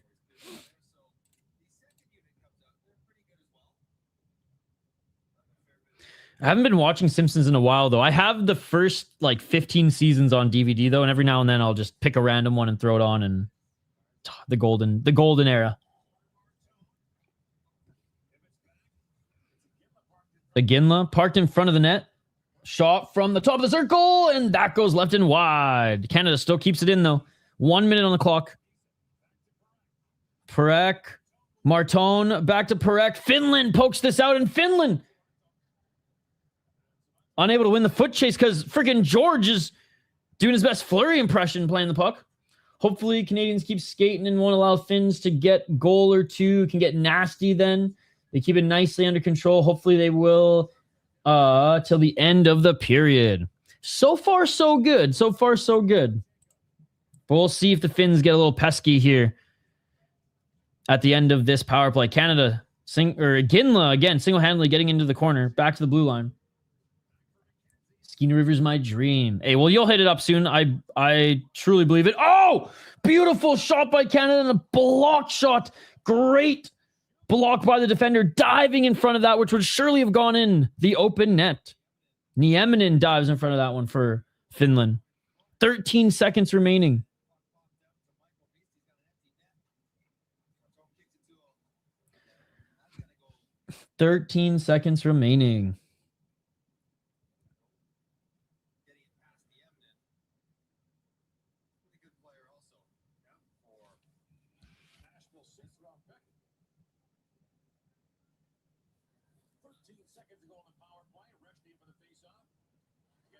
And Canada wins the faceoff. 10 seconds remaining on their power play. Canada. Blue line. Shot. And that goes right and wide. Finland back to full strength. 8 minutes on the clock. Canada still has it in the zone. Shot. That goes right and wide. Corner. Canada sends it behind the net. Finland, defenseman, losing his stick. Canada with it. Canada right side. Canada shot. Doesn't get through. Blocked by Finland. Rebound shot. That goes up, airborne, down to the right of Rimpinen. Canada with it, top of the circle. Baudouin being pressured. Hey, cheers, Jules. 7:50 or 7:35.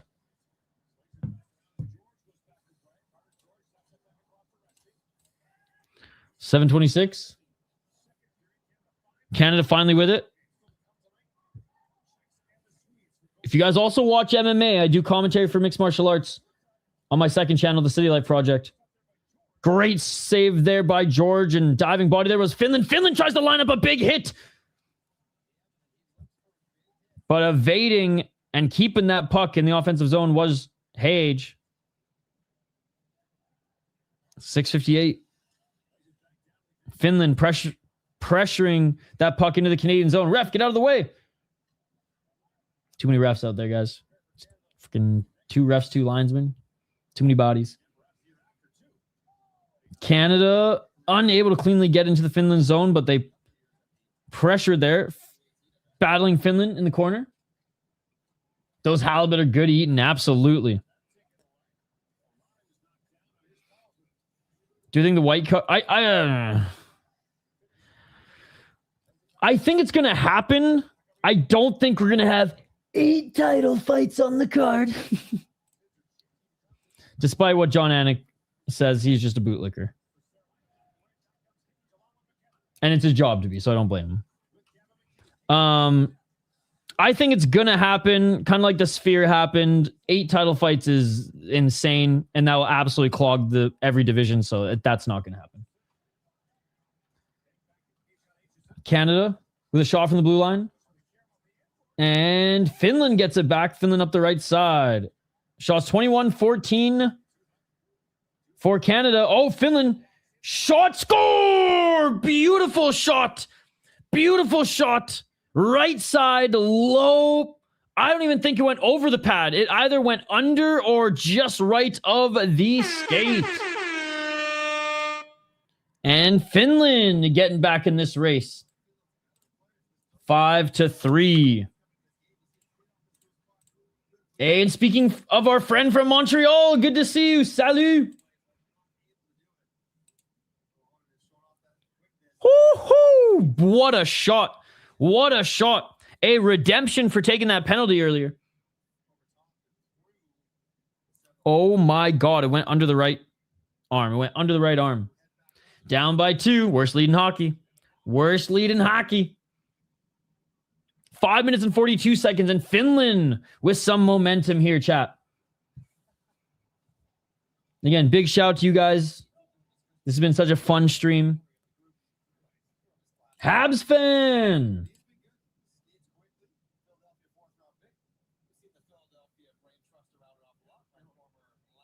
Okay, he's a Philadelphia pick. Yeah, dude, this Finland team, they got some good players. Hey, a lot of Habs fans in the live chat. Les habitants tabarnak. C'est la bu. I do love French hockey commentators. If there's the only good thing about the QMJHL is that there's one team that's owned by a beer company. Shout out to the Mooseheads. And the commentating is just fucking peak hockey. But other than that, the league is ass. Yeah, that's what I was afraid of. Keep it up, Canadians. And Koivu gets it out for the Finns. It's crazy that Saku Koivu's kid is playing in this tournament. Crazy that Horkoff's kid was playing in this tournament. Quebec might be coming back. It's never going to come back, dude. The government got involved in the league. It's dead. I mean, it's not dead, but it's the LNAH is a more, non-bending over for politics, which is crazy given that like the Hells Angels ran them at one point and the FBI seized them, but that's the story for another day. Not the FBI, but federal government. But yeah, no, they sold out to the government, so I will never have respect for the QMJHL, and it's now just a soft league. But shout out to the Halifax Mooseheads, still a fucking sick franchise. And I do want to go to one of their games because I hear the rink is just unbelievable. But shout out to the LNAH. I'll show them love. I got no love for the QMJHL anymore. Habs fans here. Yo, what's up? Endless Bane. Hey, made it to the game. And it was a great game. It was a great game. I didn't go to Tom Reed's after. I said if Canada won, I would go to Tom Reed's, crush some beers and poutine. But tonight, we're eating poutine. Win or lose, we're eating a bucket of poutine for dinner tonight. How you doing, by the way? Used to go to every single one of their games. Dude, that's awesome. That is awesome. When I lived in Prince George, I used to go to a lot of the Prince George Cougars games. When I lived in Calgary, I had season tickets to the Calgary Hitmen for 2 years. And then when I lived in Victoria, the ECHL team had just left Victoria, the Salmon Kings.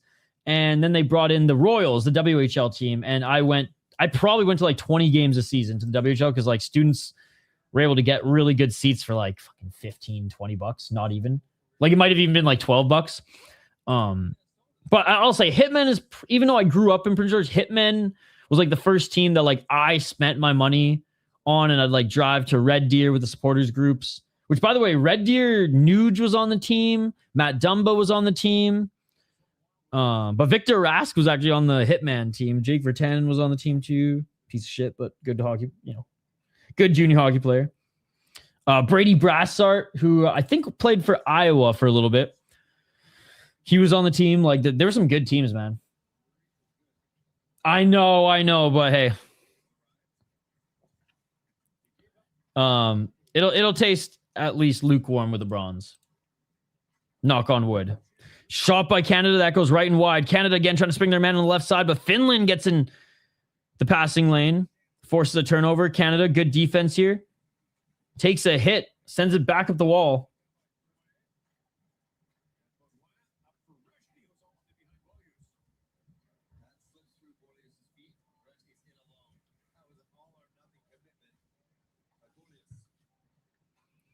I hated Fleury because of the Don James shit.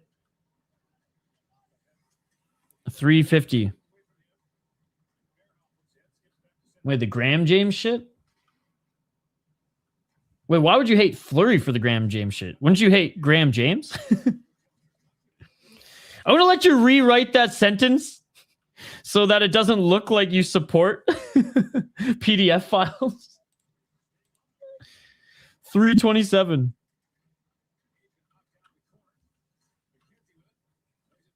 Because say what you want about Theo Fleury's political career. I said that with tongue in cheek. I don't know if you can be mad at Fleury about the Graham James shit. I think we all collectively should be angry and hate on Graham James. The LNAH and the WHL. Graham James. And it's weird that you hate Fleury because of that. I'm getting weird vibes from this guy in chat now, guys. 245. I hope it's just a language barrier. Because anybody who defends Graham James is getting an automatic ban. 235 in Canada behind the net. Try to spring the man up front. And Finland. Nice pass up the left side. Able to get it through center as well. Shot Finland. Beautiful glove save.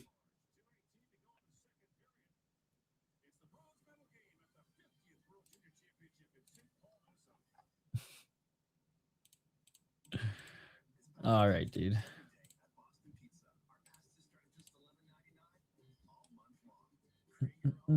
Clearly didn't read Theron's book or Sheldon Kennedy's or know the whole story. So hating victims and siding with the freaking Predators is crazy, brother. So we're just going to leave it at that.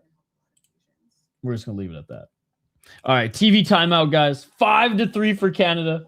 5-3 for Canada. 26 shots of Canadians. 6 for Finland. I believe only 3 in this period. They did score one, though. And redemption for the player who actually took that penalty that led to one of the 5th Canada goal. He scored a beauty just moments ago. Under 3 minutes remaining in this second period. Last TV timeout here. All right, we're back.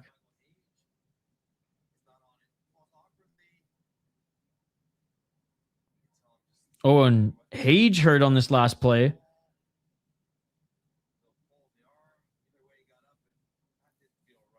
So his left shoulder is being worked on and looked at by the bench right now. And Hage is going down the tunnel. Uh-oh. Well, that's not good. Oh, and Ivan Kovic is not even backing up here today either. This is what happens when you play the Czechs and then you get injured.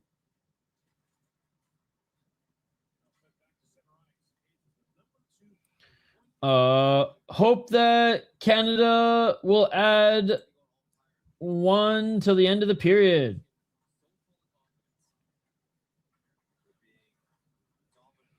during the lockout. Yes, he did. 148.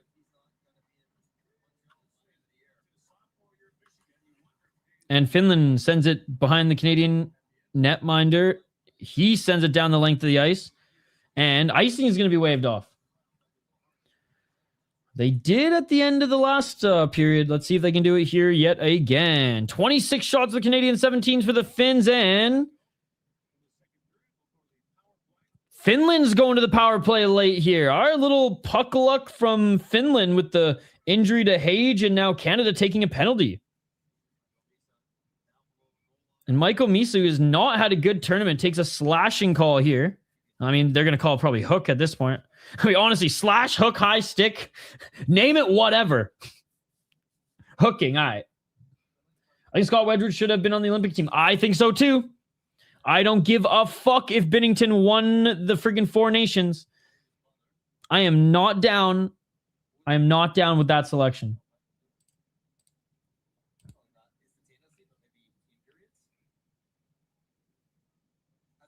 All right, power play here in Canada will start the third period, 30 seconds.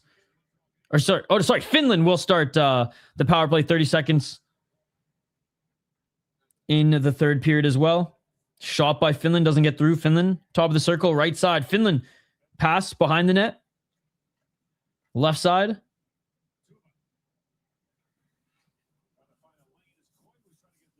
Back to the blue line. Right side. Oh, right in front of the net. Too cheeky. Tried to go cross crease, but the play was already read. Finland looking for the pass in front of the net. Slot, top of the circle. Slot again. Right side. Blue line, but top of the circle.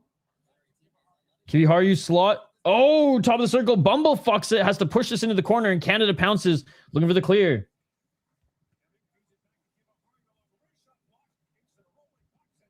And it's sent down the length of the ice. How is Billy G not going to take Robo? It's this is what I said about Canada and the States, man. At this point, it's like they clearly have an agenda and style because they have an embarrassment of riches, right? So it didn't matter what team they ice. Everyone's going to complain that, this guy should have been on the team. And, me, myself included for Canada, I'm appalled Mark Scheifele's not on the team. But people are appalled Robertson's not in, Team USA and X, Y, and Z. So let's see if Canada and Billy G know what they're doing. Obviously beat Billy G for United States. And let's see if the brass at Canada know what they're doing, leaving off some key guys as well. Sam Bennett included. All right.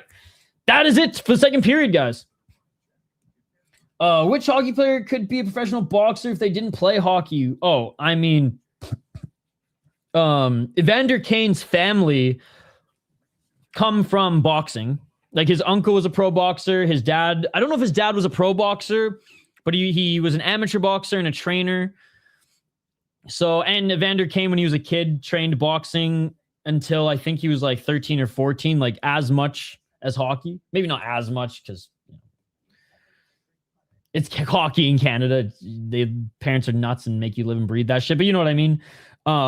Rick Rippon was ambidextrous and trained boxing as well. Rest in peace. Matt Rempe currently trains out of a Muay Thai school in Calgary, so he could do kickboxing and Muay Thai. He actually trains with the one-arm Muay Thai fighter who's in that Thai League, won championship. He trains at the same gym as him.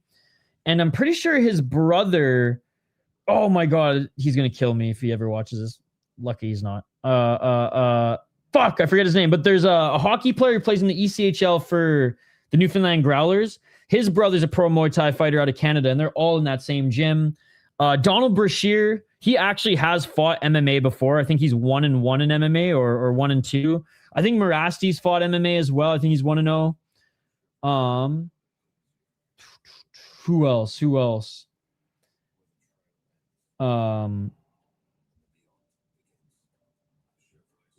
Yeah, I mean those are ones that come off the top of my head. Could Revo be a good boxer, though? Revo's a very good hockey fighter. I don't know if Revo could box. Like, Revo is one of the best hockey technical fighters. He's not a brawler, you know what I mean? And then that's almost a compliment. Whereas, like, some of these other psychos just went in there. Like Bugard. He would have been a horrendous boxer, but he was a perfect hockey fighter. Ty Domi would have been an insane boxer. Yep, perfect. Sean Avery, nah. Sean Avery wasn't even that good of a hockey fighter. He just did it. Kind of like Paul Bissonnette. They just did it. They didn't really have technique. Ty Domi would have been awesome. Yep.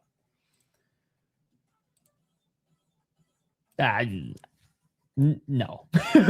No. Bennett. Sam Bennett has good technique. I think Sam Bennett could be a good boxer. It's just so different. Yep. Goon days are gone. In the NHL, not in hockey, though. You just, like, again, there's so many other leagues than the NHL guys. And I say this about MMA, too. If you just watch the NHL, then you're missing out. There's so many amazing leagues out there, especially if you want violence. Don't watch the NHL. Watch the LNH. Watch the UK League. Watch the WHL, although it is a little bit softer these days. There's still fights probably every game. Avery has a face you love to punch. Ask Broder. I'd love to see Marchand. Yeah, Marchand would probably get schooled. He'd yap, though. He'd yap. Nasty Marasti, though. He was awesome, man. God, I'm missing one. There's a lacrosse player / hockey player. He fights why am I blanking on his name? He won Ice Wars too, funny enough, before BKSC bought them. Oh man. Anyways, I think he just left pro hockey. He was like suspended from the SPHL for, I want to say life now. There was a bunch of stupid shit that was involved in that. It was like a 60-day suspension and turned into like life. And I think he just signed a 2-year pro lacrosse deal now. Eddie Shack, dude. Yes. Dude, Eddie Shack. I am not a big Toronto guy, but clear the path for Eddie fucking Shack, dude. I have an Eddie Shack fucking 19, I want to say like fucking 70 or 68 hockey card. Probert, I truly think, could have fought in any combat sports. And, you know, he was just, yeah, he was special. He was special. Now, Bob Probert not on drugs, though. Would he have been as much of a menace? I don't know.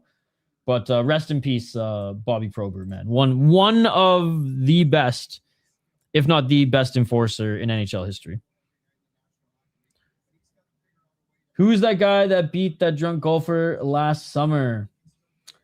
Oh, fucking, what's his name? Hold on. I should know this. Was it Tarnasky? I looked up golf fight and it didn't come. It was Tarnasky, right? It wasn't Konopka. It was Tarnasky. Dude, listen to his Spit and Chicklets interview. One of the best. Yeah, his uncle was a pro boxer. Right now, it's the Avs. Like, facts don't lie.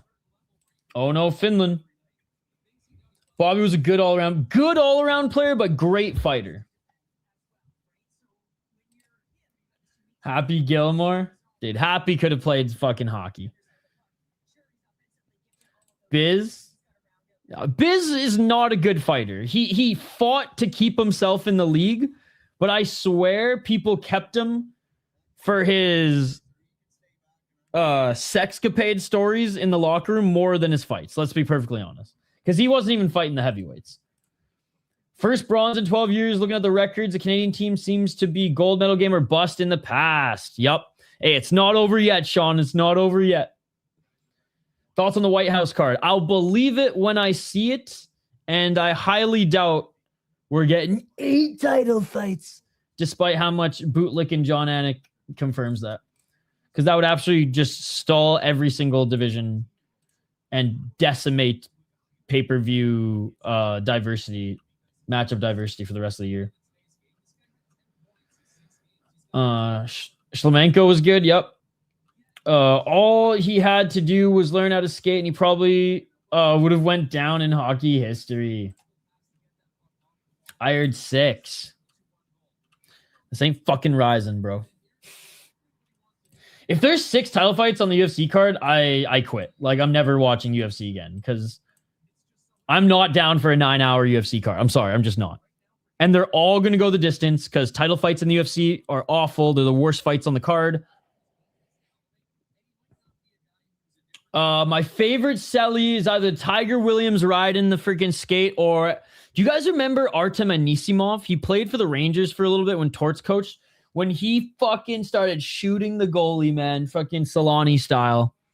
But his was just a little bit more rehearsed. That one was good. No, I won't. I'll watch the prelims and then I'll piece them out, hockey from home style. No. Fight nights are better than numbered cards in the UFC. I bet 8 title fights won't even outsell McGregor. Oh, fuck no. No, it's a stupid idea, but Dana White has to listen to his boy, right? Because his boy runs the country. All right. I'm going to take a quick break, guys. I got to drain the main vein. I just freaking downed a whole cup of... We're calling it the dark roast. Well, almost down. Almost done. It said medium roast, but I may have made too much here because this shit is strong. So I'm buzzing. But I'm going to drain the main vein, refill my water bottle here. And I encourage you guys to refill your snack bowl, refill your drink, and get ready. Maybe grab some snacks or dinner quick too, because we have the third period for this bronze medal game. And then in 2 hours, we'll be back for Canada. Not Canada. I wish Canada. Czechia versus Sweden in the gold medal game. Yep. The classic. You know what, though? No. That Ovi stole that. That was not Ovi's move. That was Terry Ryan. Look it up. Terry Ryan did it way before Ovechkin.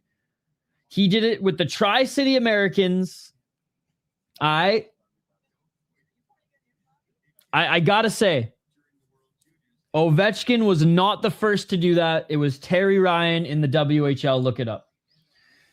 Greetings from Czechia. I've been playing hockey since kindergarten. I just want to say Canada is struggling lately, but overall still produces the most top players. The performance from Czechs was the decider. Dude, it was a perfect performance from the Czechs. Them and Sweden are the best 2 teams in the tournament, and you guys deserve to be in the gold medal game. You keep kicking our ass every single year. 2027 is our year. Crosby's the more complete player, but I've always been an Ovechkin fan. So I'm more of an Ovi fan. I like his swagger. I like his style. But Crosby is still arguably the best player in the league and is the more complete player.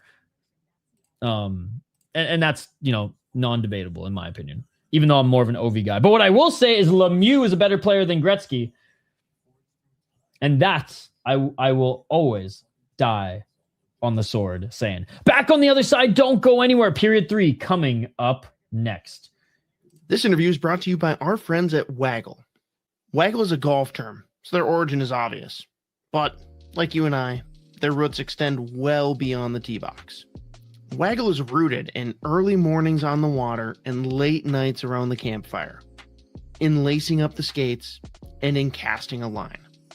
These hobbies and passions are what inspire their team daily to create apparel that makes you say, wow, this was made for me. Because, really, it was. Waggle's biggest sale of the year is live right now. Hats, polos, pants, shorts, jackets, flannels, socks, everything is 30% off. We pulled together a list of our all-time favorite products, so make sure you shop the link in the description. How gratifying is it for you? And I'm sure you had some doubters there along the way, the last 12 months. A couple of them. Obviously, when you're struggling as well, you read a lot of stuff about yourself. it becomes and you're like, oh, it wasn't my fault. Oh, this guy is thinking I'm shit. Oh, I'm a bust. Oh, everything. Oh, it's not my fault. It's everyone else's fault. But then you kind of get into that bad cycle. But then obviously when you're succeeding now, it's like, okay, you're just laughing at all the comments you've got throughout the way. You're like, oh, you didn't think I was gonna get here. You all of you guys thought I was a bust already after one bad year out of my whole career. So in that way, it feels kind of good to prove just a little bit, even though it's a small sample size and I've only played 7 games now. A lot of hockey left, but it feels good in the beginning now to kind of point the middle finger back a little bit and just try to get on a roll. Is that what the point is in the celebration? The middle finger out to the haters? It could have been, but no, it's not. Do you have like a hit list going? Like, do you have like a couple of guys you're like, yeah, you've said a lot of mean things about me. Suck it. I definitely know a couple on Twitter that's not my favorite supporters. It's kind of fun how the tide changes pretty quick. Those tweets got deleted, huh? Yeah, and you look back and he said that a year ago, and now apparently I'm his favorite player. So no, it's fun to see how fast it can change, and yeah, it's fun to read now. Now I'm just laughing at it.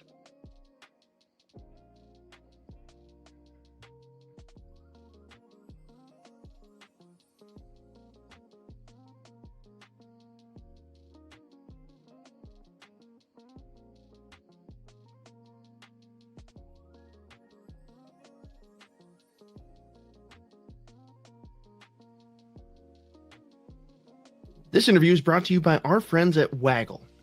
Waggle is a golf term, so their origin is obvious. But, like you and I, their roots extend well beyond the tee box. Waggle is rooted in early mornings on the water and late nights around the campfire, in lacing up the skates, and in casting a line. These hobbies and passions are what inspire their team daily to create apparel that makes you say, wow, this was made for me.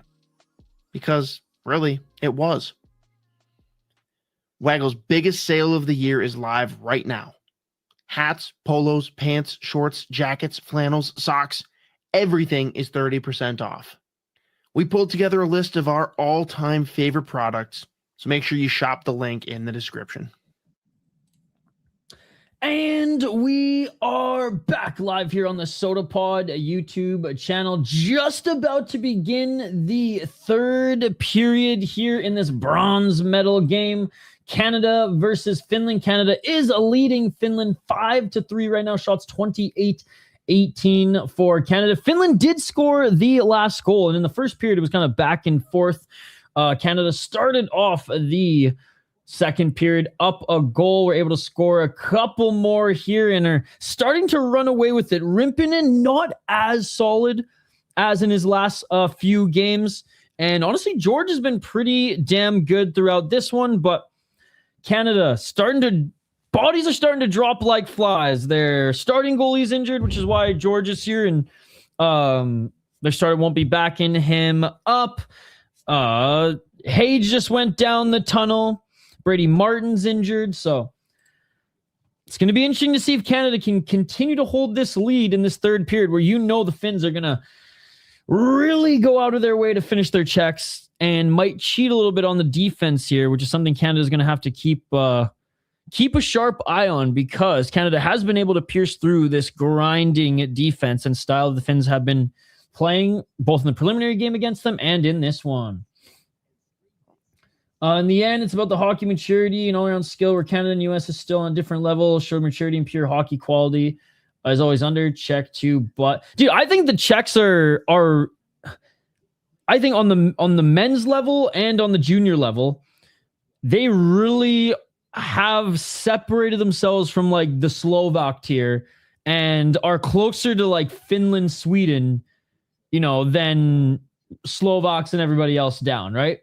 Where they were always kind of like, it was always like Russia, Canada, US, Sweden, Finland, Czechs, then Slovak, whatever, then Germany, whatever, all the way down from there, Switzerland, But I would say the Czechs are up there with Finland and Sweden, and I think they cannot be denied that any longer.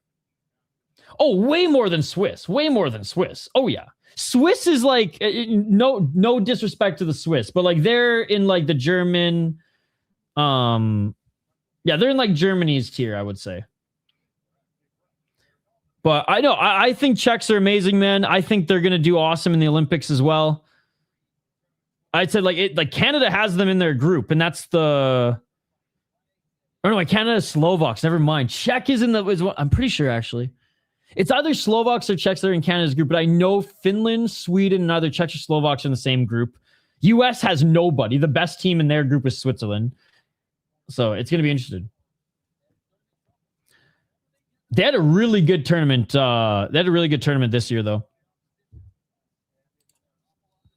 I love watching the Swiss hockey. Exactly that. Speed and skill, no defense, no goaltending, and they don't give a fuck about it. It's awesome.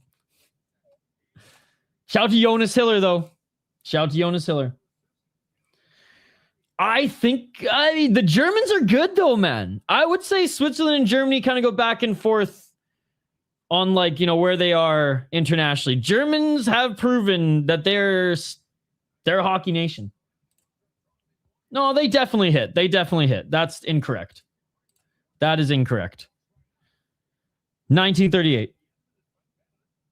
10 seconds remaining on Finland's power play. Just imagine that 2026, the Czechs taking gold in junior men top division in Olympics. My country's again. At that time, we would need to kick our nation pride somehow. Worked in 1998.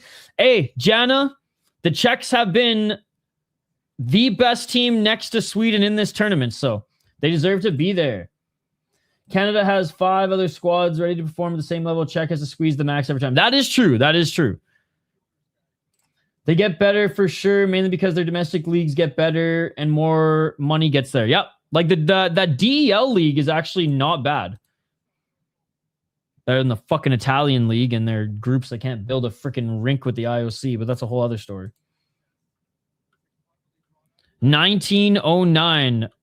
The Czech or Finland wins the face-off. Shot. Good save by George. Rebound.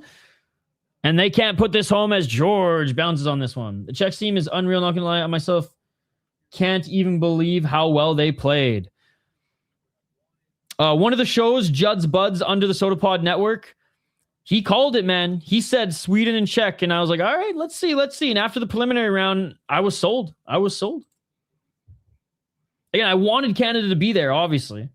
And I'm buzzing right now that they're up 2 goals in the third, fighting for bronze. At least they might, knock on wood, walk away with the medal. But you got to give credit where credit is due. And I'll say this, last night at the Grand Casino Arena, all of the Americans, all the locals who were there to watch and cheer on the Czechs, because, you know, they're cheering against Canada. And fair enough, there was some good, healthy banter in the stands. They left once the Czechs won, where all the Canadians stayed. We took off our hats for your guys' national anthem and cheered the winners and our boys leaving the ice. So I'll just interpret that as you may. 1835. At least the fans watching had some class, which was good. You know what, though? Just some years, I feel like us fans, we just know. Like, I want to say it was 2016. It was either 2015 or 2016 for Canada. There was one fucking group. I think like 2015, 16, and 17 Canada, if I'm not mistaken, had really good groups. I think 18 was when Mikey DiPietro was in net, when they beat the Czechs in the preliminaries, but I don't think they medaled in that one. But it was either 2015 or 2016, man. I just looked at the roster and I was like, oh, we got this. And they destroyed. It was one of the most dominant world junior teams I've ever seen. Same thing that one year when Finland had like Olli Juolevi, Laine, Puljujärvi, Aho. Like, you just looked at that team and you're like, this team is going to kill everybody, and they did. Yep. And they're big and they're skilled, and Jurček is going to be better than his brother. Oh, shot by Canada in the slot. Nice left save. Left glove save. Just glove save by Rimpinen. Finland gets the puck back and they send it down the length of the ice. 17:55.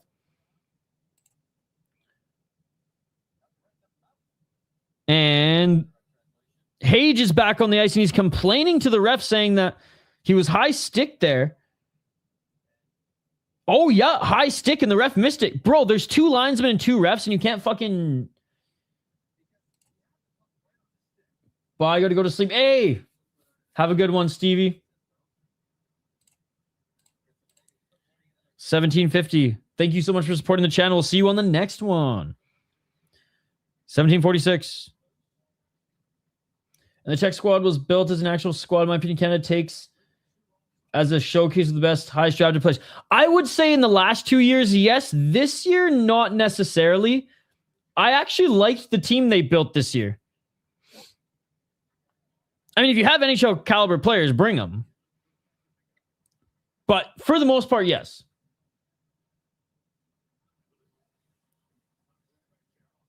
Yeah, of course he was fouled. Jeez. I'm blind, I'm deaf. Finland with it. As both teams change, they're going to reset their breakout. 17 minutes on the clock in this third period. Finland needs 2 to tie it. Can they force overtime like they did against the Swedes? And here comes Baudouin for Canada with speed. Up the right side, Baudouin goes for a skate behind the net. Looking for reinforcements. Finds him on top of the circle. Shot! And that hit, I don't know if that hit the post or that went up and wide. Back to center ice. Canada leaves it at the blue line. Here comes Finland. 1-on-4, though. Canada with a good hit, and they take it back in the corner.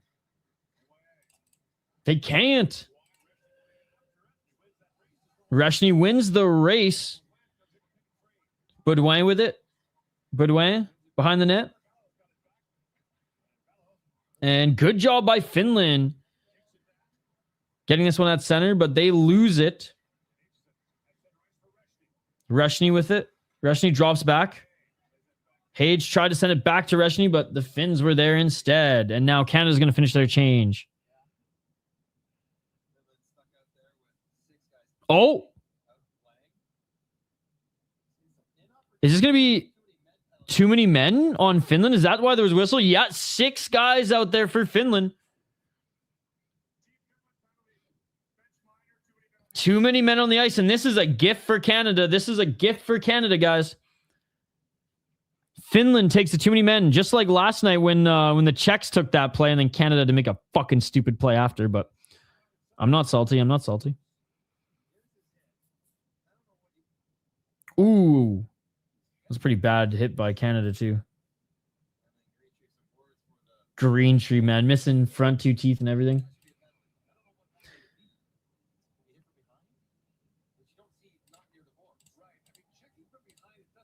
$16.09. I think that was just a big fucking hit, to be honest. I don't think you can hit from behind, not against the boards, right? In open ice. I don't think that counts. Cross ice pass doesn't get through. Great job by Finland getting their stick in, breaking up that pass and sending it down the length of the ice. Canadian hockey is unreal to watch, but it's fueled by individual skill. That's where I saw the difference in game. Just my feeling, except other opinions. No, I think that's what's unique about most. I would say the Czechs, to a certain degree, the Finns and every other team have to play under like a style. Same with the Russians. Whereas like the Swedes, Americans, and Canadians play a little bit more free-for-all.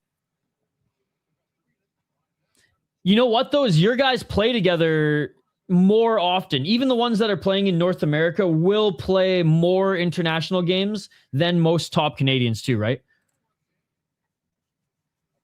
15:05, 5 minutes into this third period. 55 seconds remaining on Canada's power play. Canada, right side, top of the circle, back to the blue line. Shot! What a save by Rimpinen. I mean, look at the way like the Swiss and Germans play, right? They'll have 1 or 2, like, okay, skilled guys who can match the speed of like a Canada, States, Finland, Sweden, whatever, but it's mostly by committee. Latvia, probably one of the best to do it, to be honest. Latvia, even the way they played Sweden, man, was unreal. They scored 3 fucking goals against Sweden.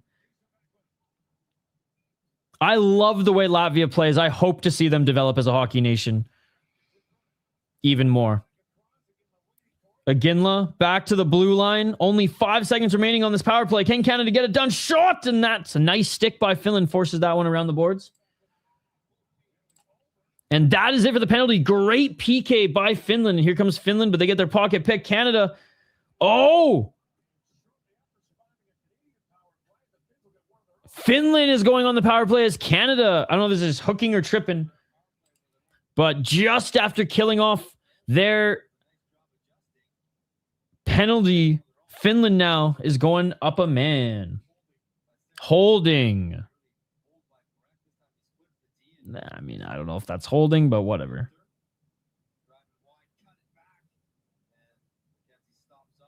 Okay, never mind. His stick wasn't in there. I thought his stick was over, and I was like, wouldn't that be a hook if it was under the arm? But all right, gave him a little hug. I guess so easy to build chemistry, but lacks exposure to more competition and skill ranges. I do love how a lot of the Czechs are coming over and playing in the WHL.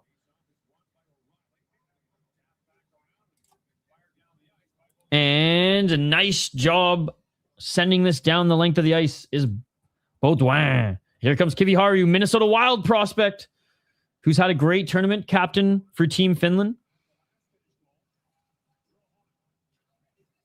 We do like Bannock playing in the OHL, though. Living in Minnesota, I know a lot of fans love him. And he had a hell of a game yesterday. He was a thorn in Canada's side all game. Kiviharu, blue line. Hit his man, side shot, and George with a great save, smothering that one up. Man, Koivu's kid playing on this team.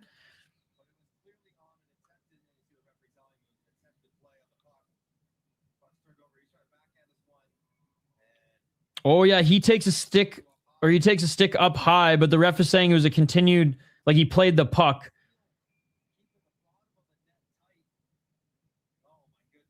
I mean, that does suck. I mean, you could argue that just still was a high stick. I would have been okay if they called that personally. But I guess the refs are... the only thing the refs are being consistent of in this tournament is if they make a weak call, they'll make another weak call on the opposite team at one point. And they missed one high stick, so they're going to pretend they missed the other one. But I don't like that because then the players get control of the game. There's a difference between letting the boys play and just blatantly turning a blind eye to high sticks and shit like that. It's compensated, of course, right? Which I don't know if I agree with that because it gives the players a little too much power. Oh my God, what a tip play by Finland. Unable to get that one home, but Finland has it to the right of George. Back to the blue line. Back to the left side. Back to the blue line. Oh, Bumble fucking it. Missing the shot. There was Finland on the one-timer, and Canada is going to send this. Breakaway. Breakaway. Shorthanded. What a save by Rimpinen. Luchenko was shorthanded. Couldn't put it home. Yeah, then you get a circle of compensation. Yep. Crazy how close Sweden versus Finland was. It was so much more of a chippy game. Oh, what a 2 on nobody. A 2 on 0 in Finland. Fucks the backhand up, and here comes Canada. Shorthanded. Can't get that puck to center. Anyway, sending love to Canada, beautiful country and lovely people. Was in Penticton a few years ago, and I still recall the memories. One of the best places to live by far. Shout out to the Penticton Vs of now the WHL, but they used to be one of the best teams in the BCHL.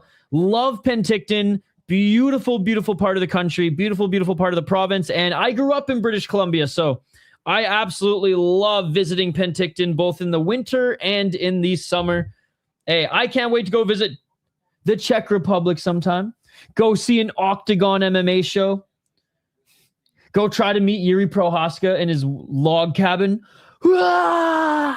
Let's go for that. Cheers, buddy. Cheers. I will be live for the gold medal game, so hope to see you there. Hope to see you there on this channel. Canada kills off the penalty, but here come the Finns. In almost a flying V fashion, Finns try to cut to the slot. They try to send their men, or send the puck to their man up front in the crease, but unable to reach it. Canada pokes it back down. Finland, right side.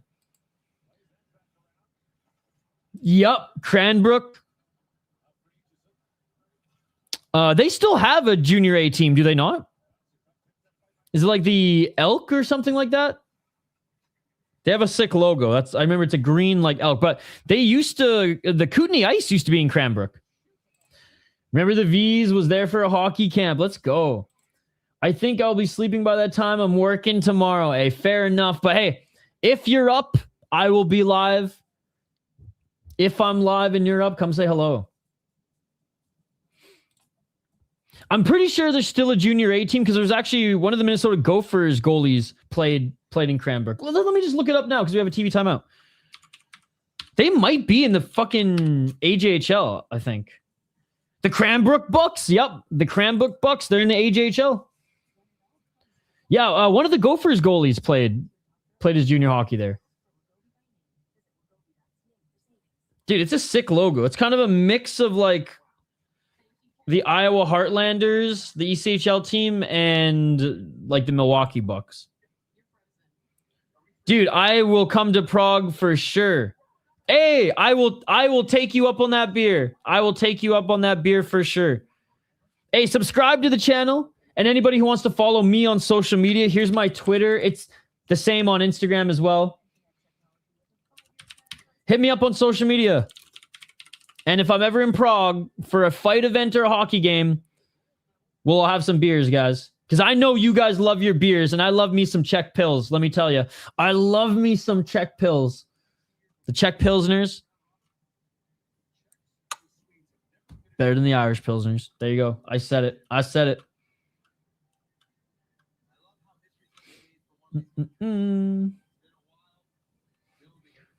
Did you just say, I don't know what you said, give him a 2-liter and you'll get freaking plastered? Yes, sir. I think it's going to be Czechia. I love the Hitman logo. Yep. Theo Fleury drew it. Yes, sir. I hope Czechia wins gold. Nothing but love for Sweden, but I'd rather lose to the best team than the run-up. Me too, buddy. Me too. And honestly, the Czechs deserve it. They played a hell of a tournament. Oh, moves by Finland into the pocket there, but unable to get it done. And that puck goes right and wide. Canada has it in the corner. Canada tried to bring it up the left side. Big hit by Finland. Pilsners, baby. Dude, I was able to find some Moosehead on tap in a sports bar in Minneapolis. The Moosehead is still going strong. I drank so much Moosehead in Calgary, man. Even though it's from the East Coast, a lot of people in Calgary love them some Moosehead. We even had specific drinking games, Moose being one of them, where we had to have Moosehead beer for in college age, but before I was in college. I took 3 years off to work and hang out in Calgary before I went to college. So all my friends were like in second and third year by the time I joined, but they got, I just got plopped into a friend group. So it was pretty easy. Moosehead's awesome. Yep. Yeah, it's still kicking it. Moosehead and Kokanee are some of my favorite Canadian beers. And then, of course, Lucky Lager, baby. Lucky Lager. Shout out to the West Coast. Hams is my Lucky Lager of the Midwest. 10-15. Finland.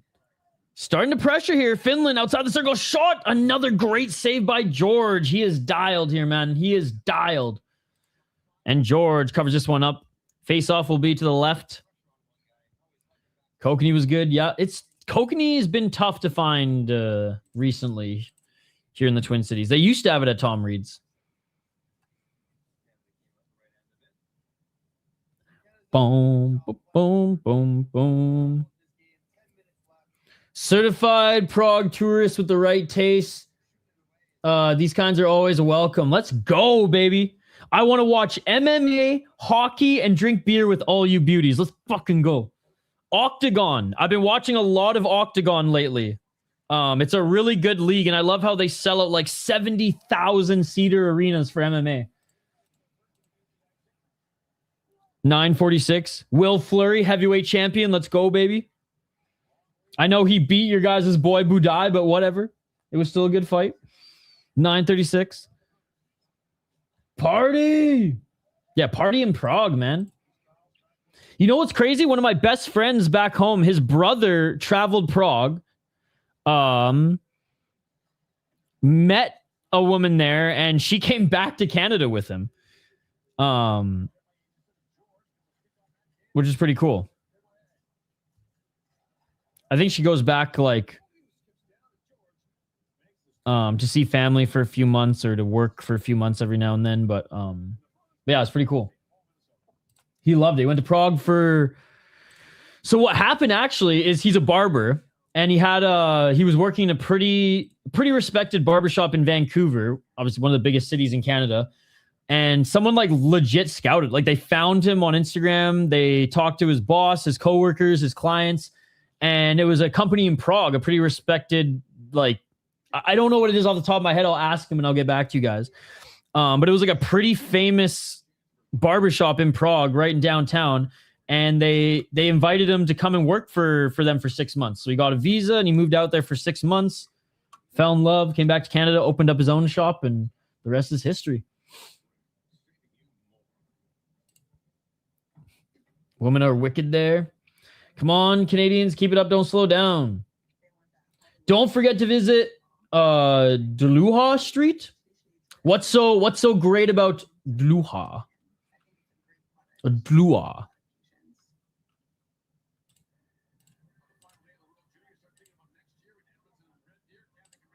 Yeah, next year, Edmonton and Red Deer. No love for Calgary.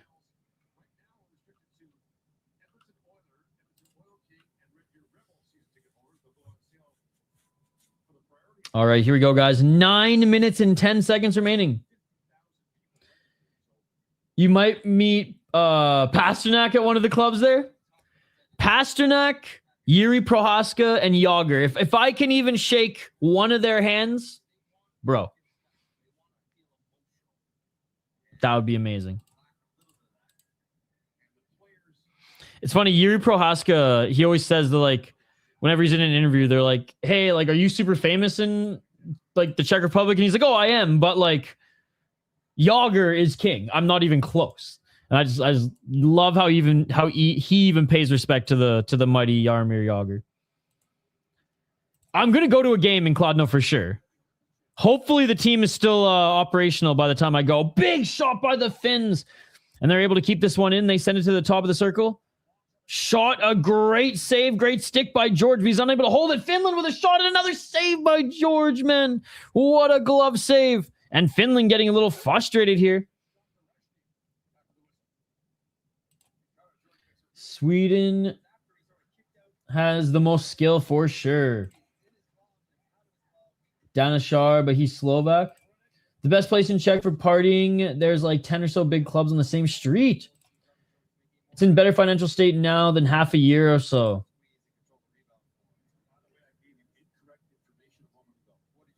Oh, it's pronounced ooh.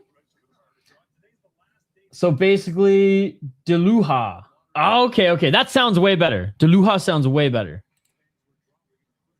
Dude, what a great group of Czechs in the live chat here for the Canada-Finn game. Canada! Huge shot and even bigger save by Rimpinen. See what I mean about Rimpinen? Like, a few goals doesn't rock him mentally. He can just come back and dominate. And he's given the Finns every opportunity to get back in this game. 8-12 on the clock. If Canada blows this is going to be a colossal upset, ladies and gentlemen. What a shame. What a shot. Rimpinen is so good, man. He's so good. Up the left side, here come the Finns. They dump it in, waiting for reinforcements, but Canada sends it back up the boards. Aginla can't get it out, and Finland holds the line.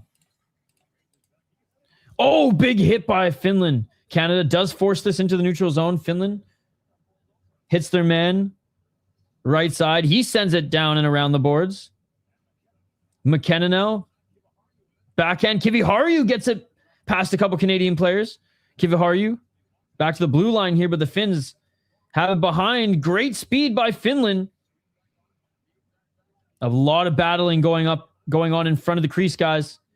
Kiviharju. Oh, beautiful backhand pass back to the blue line. Shot. Bouncing puck, that goes right and wide. Finland can't control it in the corner, but they do keep it in the zone. Dude, this is where Canada struggled, is when they weren't able to either make their change, caught with some heavy legs out there. And the Czechs last night, but Finland here in this game. We're able to start the cycle. And then Canada's defense just kind of breaks down. I won't be mad if it ends like this, though. I've got money on it. There you go. There you go. Again, reminder, guys, subscribe to the channel if you haven't already. Oh, 2-on-1 for Canada. Gavin McKenna. Oh, what a backhand opportunity. And an even better save by Rimpinen. I thought he was just going to shoot, but instead he carved backhand and Rimpinen read the play, but Canada still has it. Canada in front of the net, backhand. Glove save by Rimpinen. Rimpinen diving, but he can't make that third save. And Gavin McKenna scores. Unbelievable. They beat the Finns in their last game in the preliminary round. They just have them figured out. Holy shit. It is now 6-3 Canada. Oh my God. How did Rimpinen save that backhand, man? How did he save that backhand? 3 goals in 7 minutes. I've seen it happen before. We literally saw it in the opening frame. We saw 4 goals in 7 minutes earlier. But I don't think it's going to happen. Cool, I was a little bit on the edge because I know how Canadians can be at the end. I was expecting McKenna to dominate more. I thought he had a good tournament.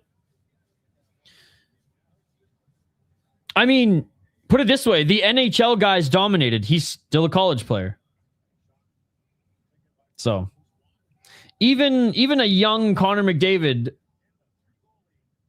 at 17, 18, didn't dominate in World Juniors as much as a lot of people wanted him to. That last year, though, when he played, I want to say it was 16 or 17, backhand. You know who played to my expectations, though, was Iginla, and I'll say Perek as well, which, as they should. Braden Coots, though. Braden Coots, he's fucking awesome, man. I don't just say that as a Canucks fan. Like, I've been impressed with him. I was impressed with his training camp. I was impressed with his looks at the NHL level. And I think him and Iginla have probably been the 2 standouts, aside from Perek, for me. I think McKenna will be fine. Honestly, hot take, I think he stays at Penn State for 1 more year. He's too much of a string bean to play in the NHL next year. Now, don't get me wrong. He could just grow. And under that, college development is different than playing, 70 games a season. Oh, partial break again here for Iginla. Speaking of Iggy Jr.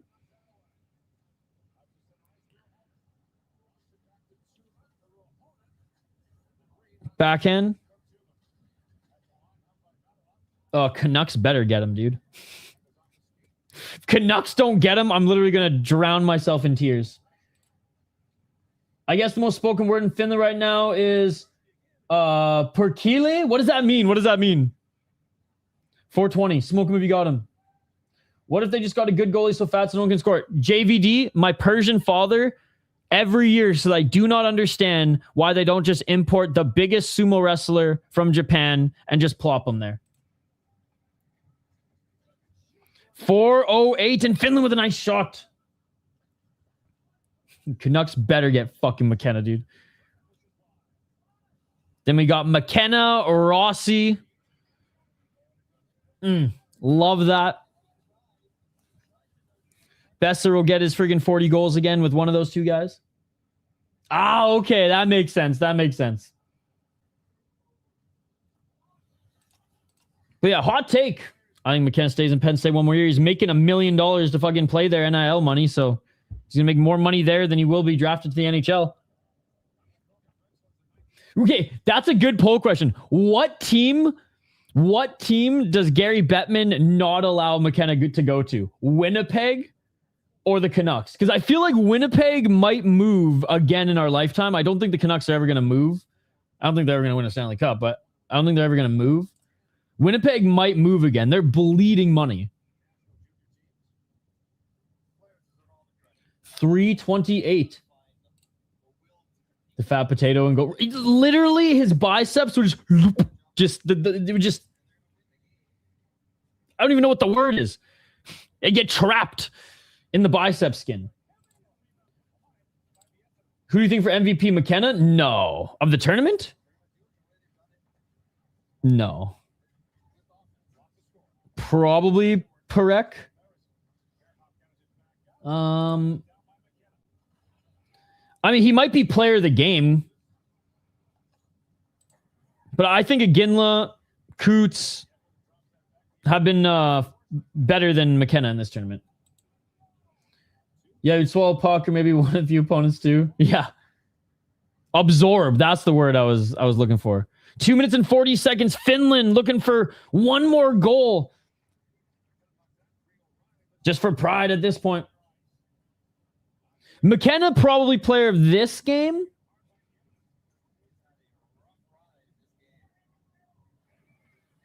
.223. You know, he's been he's assisted in pretty much every single goal, I think. I think 4, and then he got a goal himself. And you know what? It's a good answer after last night and his performance, you know, the third period in particular. Finland, 2 minutes left, up the left side. Looking for a shot here. They leave it for the blue line. Canada, exhausting pressure here. Taking a page out of Finland's book. Rimpinen in front.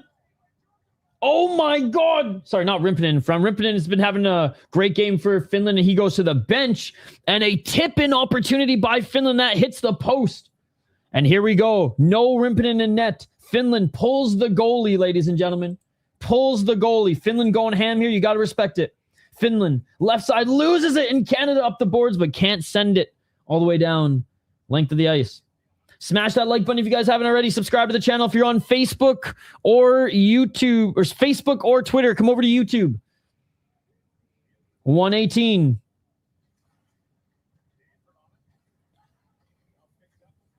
Finland with it. Blue line. Top of the circle. Shot. That goes right and wide. Finland. Oh, here we go. Kiviharju, right side. 52 seconds. Still no goalie in the finish. That shot. George with the save. Rebound. That goes wide. 42 seconds. I wonder why there's no Super League goalie in Canada like Patrick Waugh. Brodeur, I know there's still great goalies, or where, not super quality. Goaltending's been down for Canada the last few years, man. I don't know what's happening. Hopefully some Canadian goalies start going the college route, and maybe that develops them a little bit more, because the Americans always have good goalies. 10 seconds. Canada, can they get one more goal? At this point, it doesn't really matter. They're up by 3. Battling in center ice.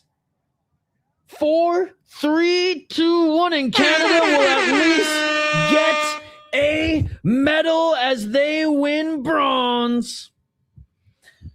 I know it's not the hardware that you come to this tournament for, but hey, chat, you're coming away with some hardware.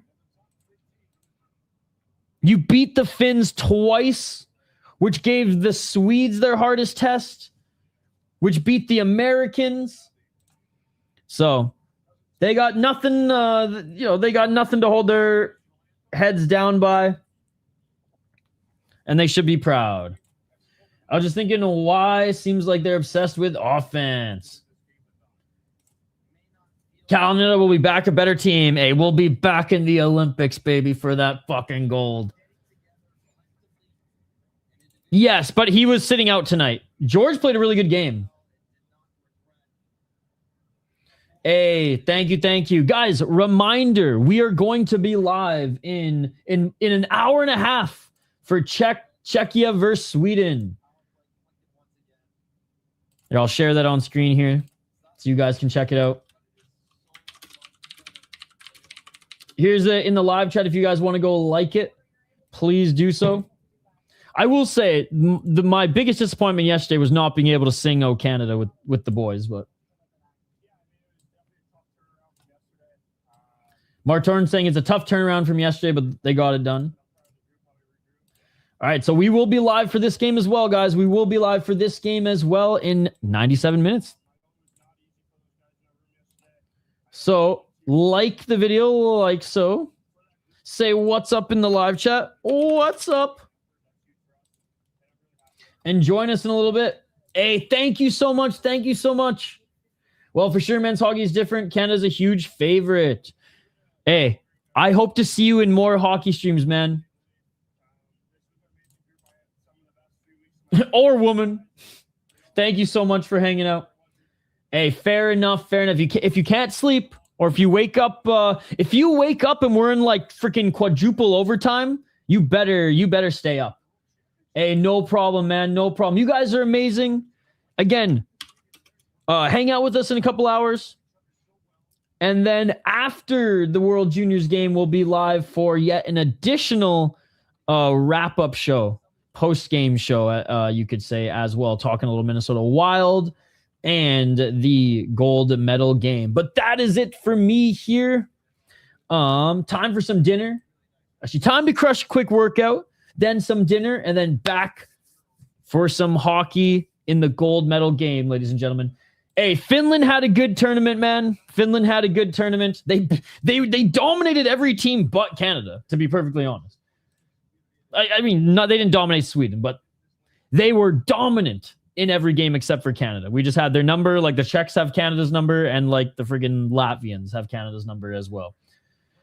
Subscribe, not a fan of MMA, but you were great at hockey. See ya. Hey, we don't cover MMA on this channel, so this is the hockey channel. So I'll see you back here again. I have a feeling Czech's going to win by at least 3. Not exactly sure why. I hope so. I hope so. Anyways, guys, we'll see you in a few hours. Enjoy your dinner. Enjoy the rest of your evening if you're going to bed. But yeah, back in 2 hours I keep saying Canada. For Czech versus Sweden. Gavin McKenna wins player of the game, as we figured.